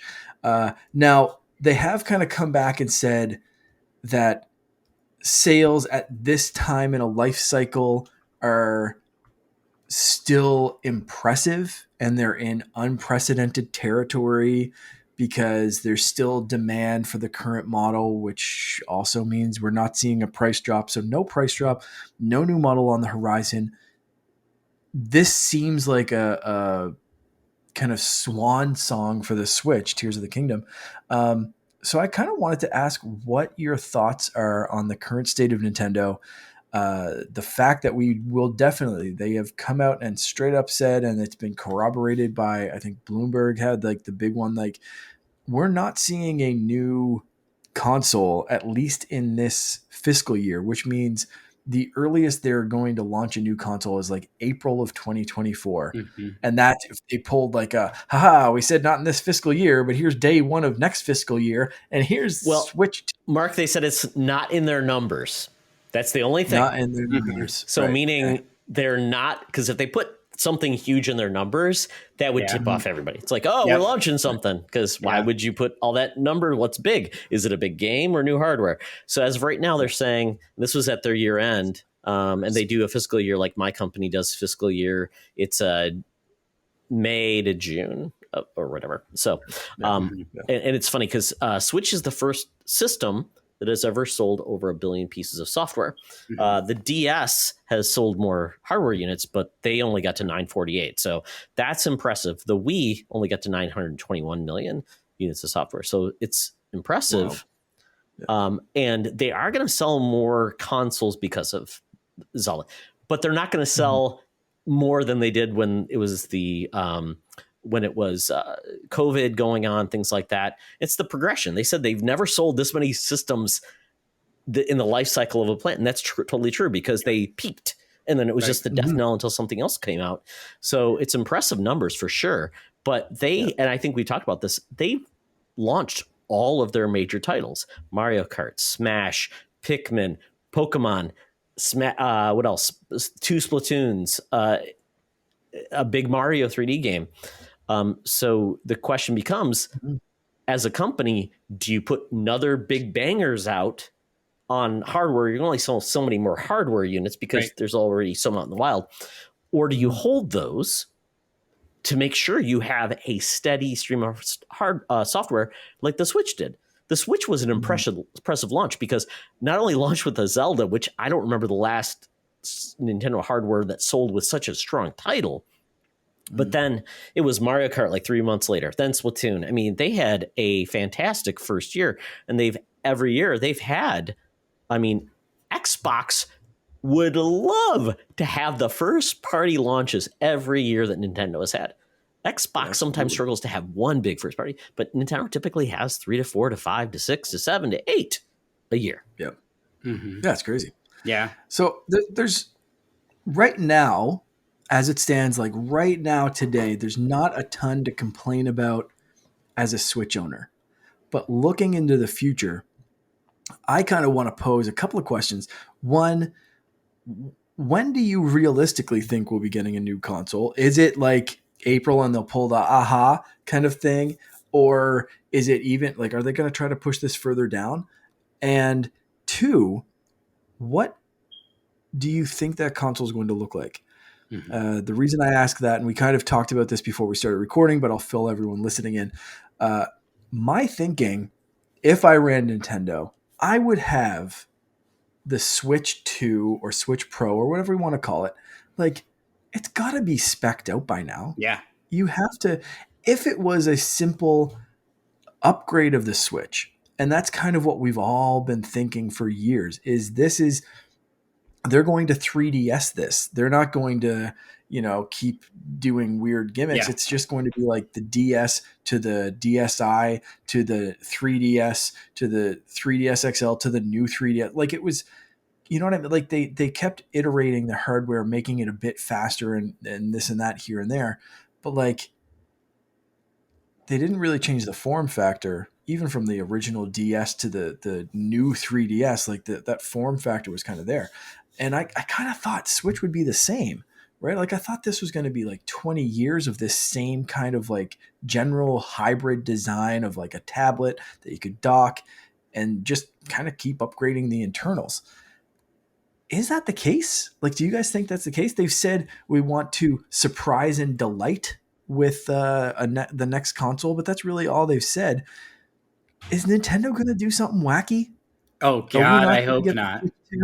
Are we going to get some weird gimmick? Are we going to get like what do you guys realistically think with them seemingly like it seems like if hardware sales are down, this holiday would be a great time to launch something new. If they're not, like what that's worrisome to me as someone who wants a Switch 2. Just give me more of this amazing tablet that I've had. Give me more of that, please. I will pay money and you take my money and just make me happy with the thing. And like it seems to me, it's like, oh shit, Nintendo's gonna Wii U this, and because they've got a Wii on their hands right now. That sounded weird.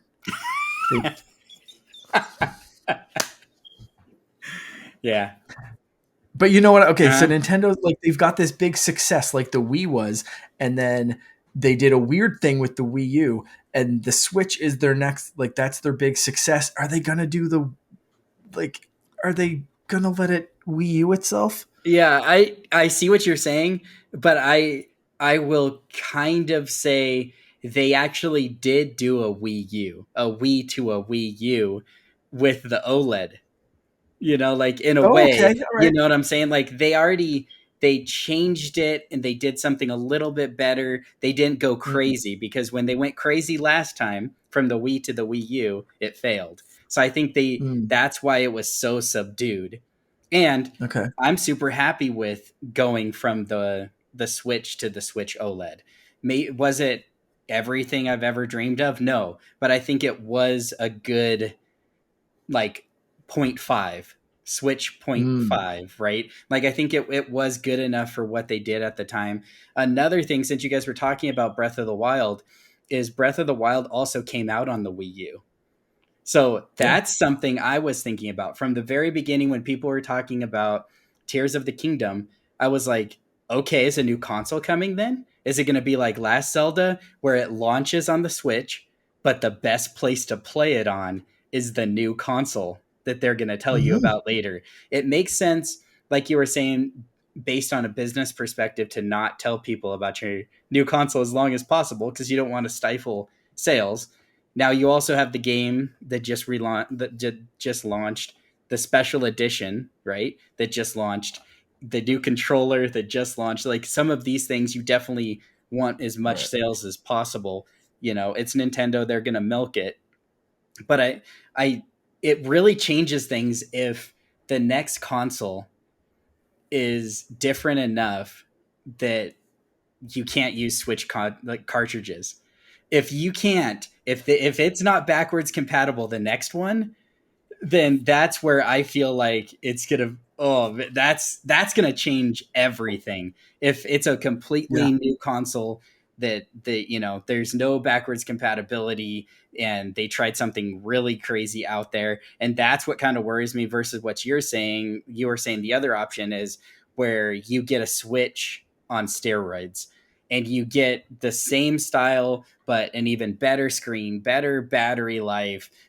You can play, even like, and I'm not even asking for a lot. So like, once again, if it's me and someone says like, what's the bare minimum for you to be super hype? I'd be like, just bump the numbers up a little bit. Give me a little bit more battery life in handheld mode. Give me 1080, at maybe How a about little like 60 frames per second yeah, tiers of 60 the frames per second, and then like say like Yeah. docked. Could you imagine docked at 1440?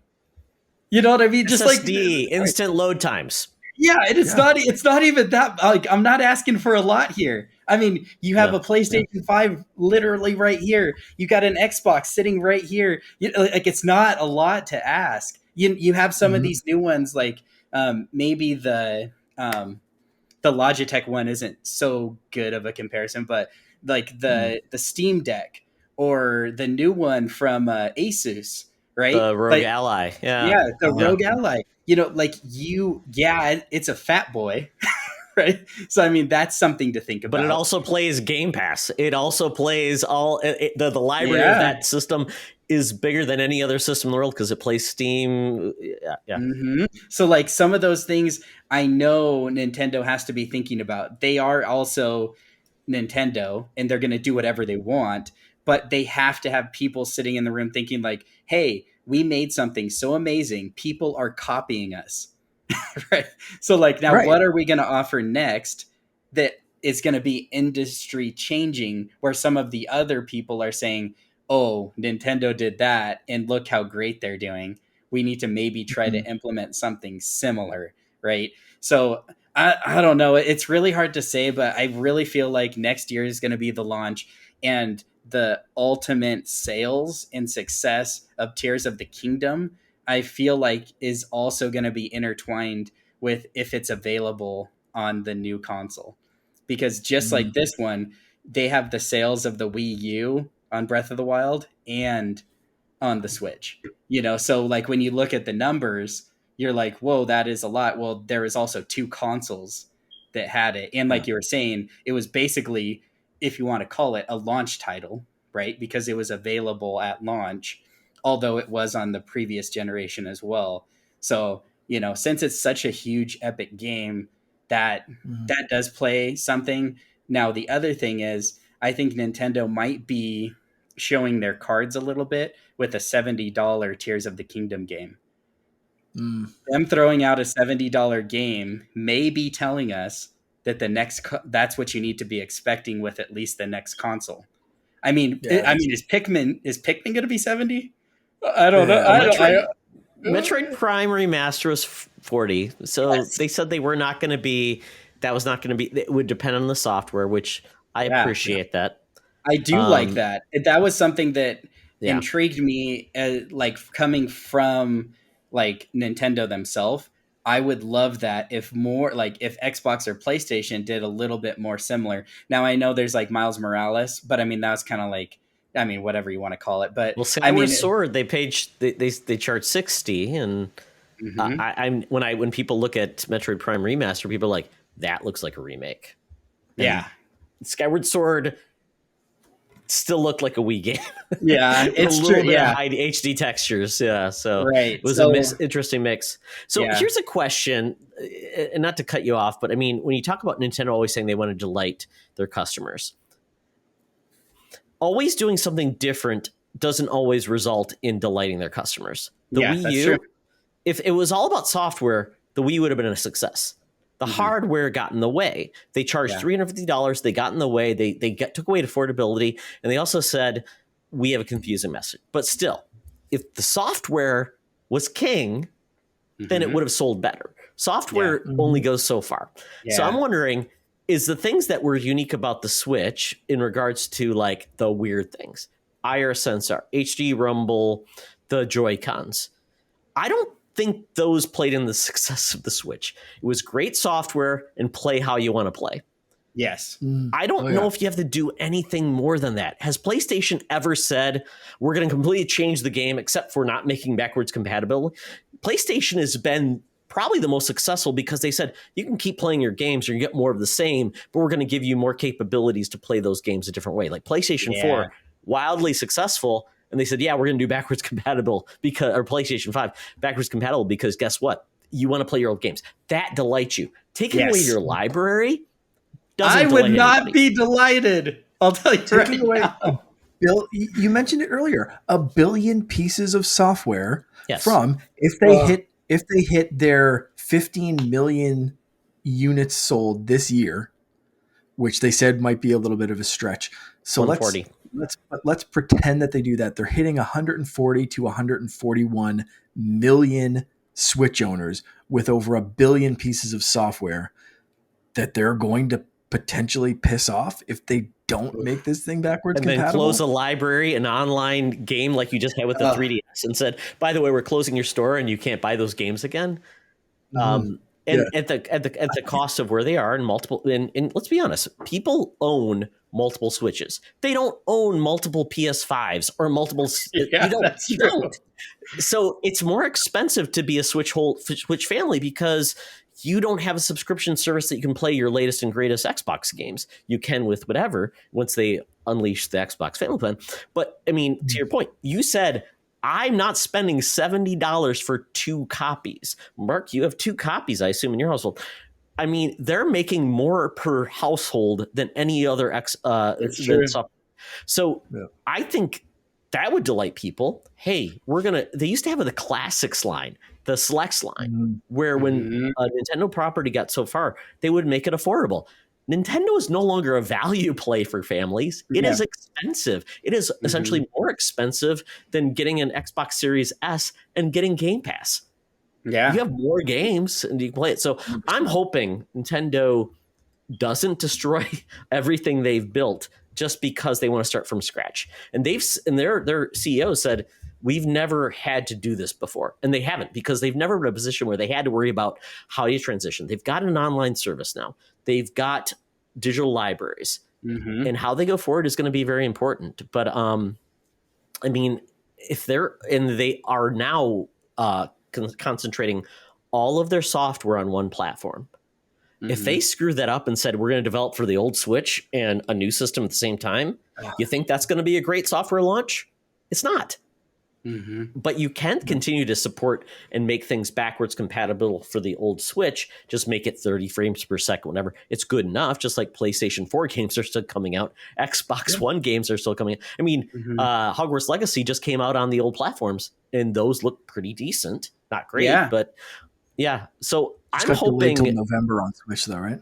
I mean, just call it a Switch Pro, but make it Pro controllers for your controls, and kill the Joy-Cons. And improve the Joy-Cons, because the Joy-Cons suck. It's true. The Joy-Cons, although was their focal point, is not the success of the Switch. And it's not even, and I think that's part of the reason why the Lite was so welcomed with open arms, because it didn't have Joy-Cons. You got rid of the Joy-Cons. And so that brings me to my other question too. With a new launch, what does the whole lineup look like? Do they continue selling the OLEDs? Do they continue selling the lights? Do they continue selling the original? They have to consolidate because they can't keep producing 85 versions. They probably do a Switch Lite, maybe a Switch OLED, a Lite OLED, maybe. Yeah, that's what I was thinking. Wouldn't it be amazing? Wouldn't it delight us if they came out with a new Switch? Let's call it a Super Switch, and then they had also a Super Lite. So they have Yeah. a similar lineup, but they're Oh. both advanced. Like that. I would And you have love a that. value. You have like the I Series would S and buy both X. of them. Yeah. It's like, because I love the light for certain things and I love the OLED for certain things. So I think having the choice in having both of them like plays to, like you're saying, it makes sense for my family to have both of those. For me, it doesn't make sense to have like two OLEDs or two lights, but it does for my family at least make sense to have, a light and an OLED. I'd be okay with them launching basically almost like phone sizes Ooh. with and have everything look like the light. Just have it one contained system that you can dock, and you need to get the Pro controller. Ooh. Screw the detachable Joy-Cons. Oh, dude, Mess. you literally just gave me goosebumps. Mark, that's a great point. Not You being able like to you. dock the light was so dumb. Oh, It was so dumb. They were- Not being able to dock the light was the dumbest thing they ever it figured out. was. Why did they do that? It's because Yeah. they're coming out with a super switch that is just like that can be docked, and so it's the best of both worlds. Compatibility with a few games, Yeah. but I'd be willing to sacrifice like a couple of games for like mostly backwards compatibility Yeah. with like a self-contained unit. And you could do that way. You could do the XL, the standard, and the mini, Mm-hmm. just like phones. You can get, Yeah. an iPhone, standard iPhone, iPhone mini, or the iPhone Pro. I'm whatever the for hell that. right? I think that's like such a And great way to go. And you add more hard drive space or something else. It's Yeah. like, oh, it's worth it more than just the screen size. And now the Pro controller is great. I love the Pro controllers. Is it the reason to have the Joy-Con so they can just have something that's like an extra purchase? Is that why they had it? Yeah. Is it more of like a selfish reason, a businessman to say doing this versus like the Switch Lite? Because I've heard like Switch Lites are breaking faster than Joy-Cons are. I haven't heard much at all about the Joy-Cons or the Switch Lites being a problem. No. Yeah, I've had no issues with ours. And yeah, that is something to think about. But I do think they, like with the Joy-Cons, they wanted to mix some of the stuff that they did, with the Wii and, like kind of going through, they wanted to blend that stuff. I don't think that, like you said, it didn't pay off. And I hope they realize that the Joy-Cons isn't why the Switch is successful, and that they put a bunch of like, R&D into more of that, because like you said, like I would love having that. You had a great point about, even if you have like, the mini has, 720, then, the mid-sized is 1080, and then the top one 1440, like, and then the hard drive space also increases as you get larger. Battery life. Like, oh yeah, and battery life, because obviously it's a bigger unit, and yeah, so if you get like a couple hours more on each one, I mean, man, they'd be selling like hotcakes. But the problem is, no matter what they do, they will. And that's the problem, is like almost whatever they do, as long as they don't go crazy. I was just going to say almost whatever they do, because we've seen them do that so much. Yeah. We've seen that, like, you think, oh, like after the Wii, you'd think, no, so Nintendo excited. can just poop in a bucket and people still buy true. it Yeah, right. play Mario Kart. But like people didn't, because the Wii U was a solution looking for a problem that and it the never 3DS found. they had to drop the price 6 months after. Yeah. So yeah, they have to be very careful how they transition. That's true. But we've seen with the Steam Deck and the new Aside Rogue, they can go up in price for an SSD. They can do all these things. And has a Nintendo fan ever said, I won't spend that? And they can have an entry model for but I think most Nintendo fans are hardcore, want the best that Nintendo has to offer. They paid more for a Switch with the OLED at $350. So I think having those price entry points can get them what they want, delight people, and really make an impression. So Mark, I like yours, multiple entry points, and make great software. Yeah, I would love that, because when you think about it, kind of like what we are saying, like it being like Breath of the Wild being available on the Wii U. Could you play it? Yes. I had a friend that had it, played the whole thing, played hundreds of hours on it, enjoyed it. Was it the best place to play? No, it wasn't. But I think that giving people that option, you're going to have a lot more happy fans. And I think there's going to be a lot of people that if they know you know, they're going to feel upset if they know that they're not cared about, I guess, if you want to call it that way.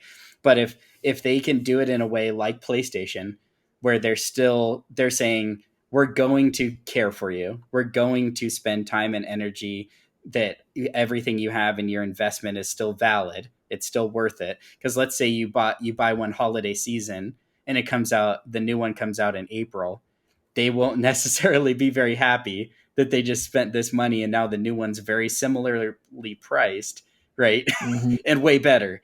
So I think if they can still say, like, you can, these games coming out, they're still coming for the Switch, right? But the best place to play is here. I think you're going to What get a if they lot didn't more. though? What if they I didn't? mean, but if they didn't, they said, hey, we're cutting it off. Yeah. Look how big the Switch library is. You cannot say like, oh, there's horrible games. It's nothing. Right, There's been no bigger, robust library for a Nintendo console than the Switch. So if you bought it year 7, do you really expect to get 10 more years of new releases? No, you were late to the It's party, true. or you just wanted an extra system. So I have no conscience for like, oh, you aren't getting the next big thing. If you get a couple of years, I mean, look at PlayStation, all those games that have still continued on PS4. Maybe it'll happen. I don't know if Nintendo's going to do that, though. I don't know. Yeah, After the that Wii is U, interesting. how many games came to the Wii U after the Switch launched?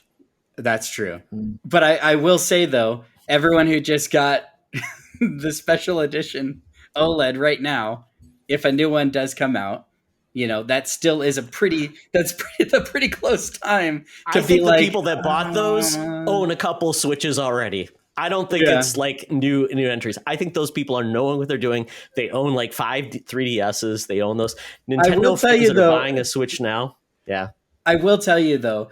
So I don't know if you guys know Adam Brock from The Rock Show. Me and Hezekiah's weekly show on Saturdays on that YouTube channel. But he just bought his very first Switch ever right now. And he was literally on the edge and like telling me, like, I don't know, do you think I should? Like, when do you think the next one's coming out? Do you think it's worth it? And I was like, I feel like one's going to have to come pretty soon, but I will say all the amazing games on the Switch, if it's not backwards compatible, it's still worth it. It's worth $350 US to buy an OLED, to play, to experience all of these different games, especially if they're not also available on the new console. I think it's still worth it. Even like if you said, if they did cut it off, and they're like, okay, yep, no backwards compatibility. No system in the past has ever been forward compatible. The PS5 and the Xbox Series were kind of like the first one that said we're going to be they're going to be forward compatible. So I think it's silly for people to expect their games to work on their system to work on the next gen games.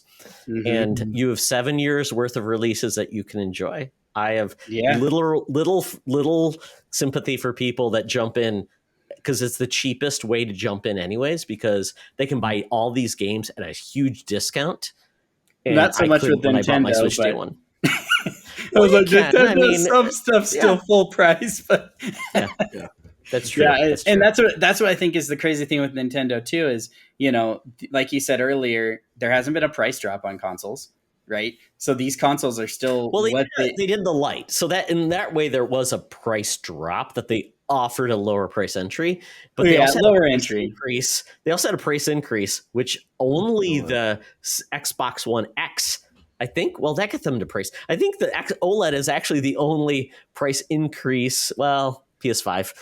But very few times have you been able to increase the cost of your box, and Nintendo pulled it off.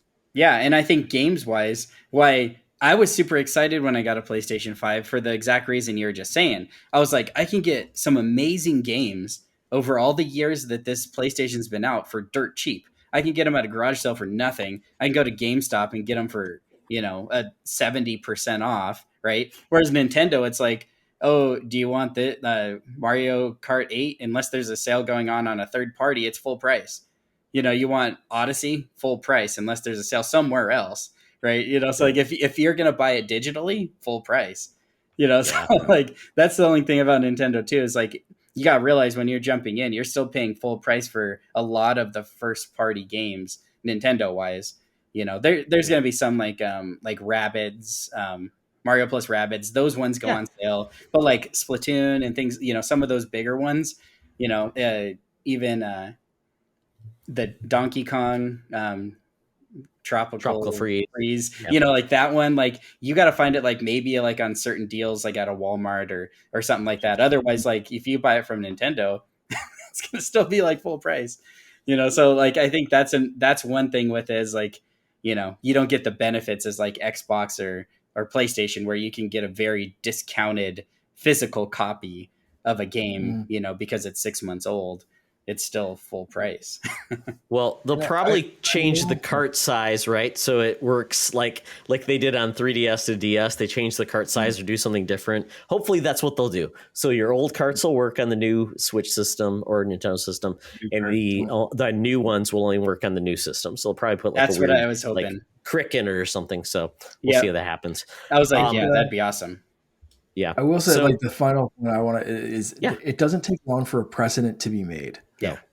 So you said like, in the past, no console has really brought forward their full library, but now we have that. Yes. And it's very, very hard for a lot of consumers to look past something like that when they can see, like you said before, an Xbox Series S with Game Pass with a massive years-long back catalog to Xbox 360, the original Xbox 360, Xbox One, full library of Xbox One, and and then new games. And if you see something that's priced similar and it says we're starting from scratch, there's 3 games available.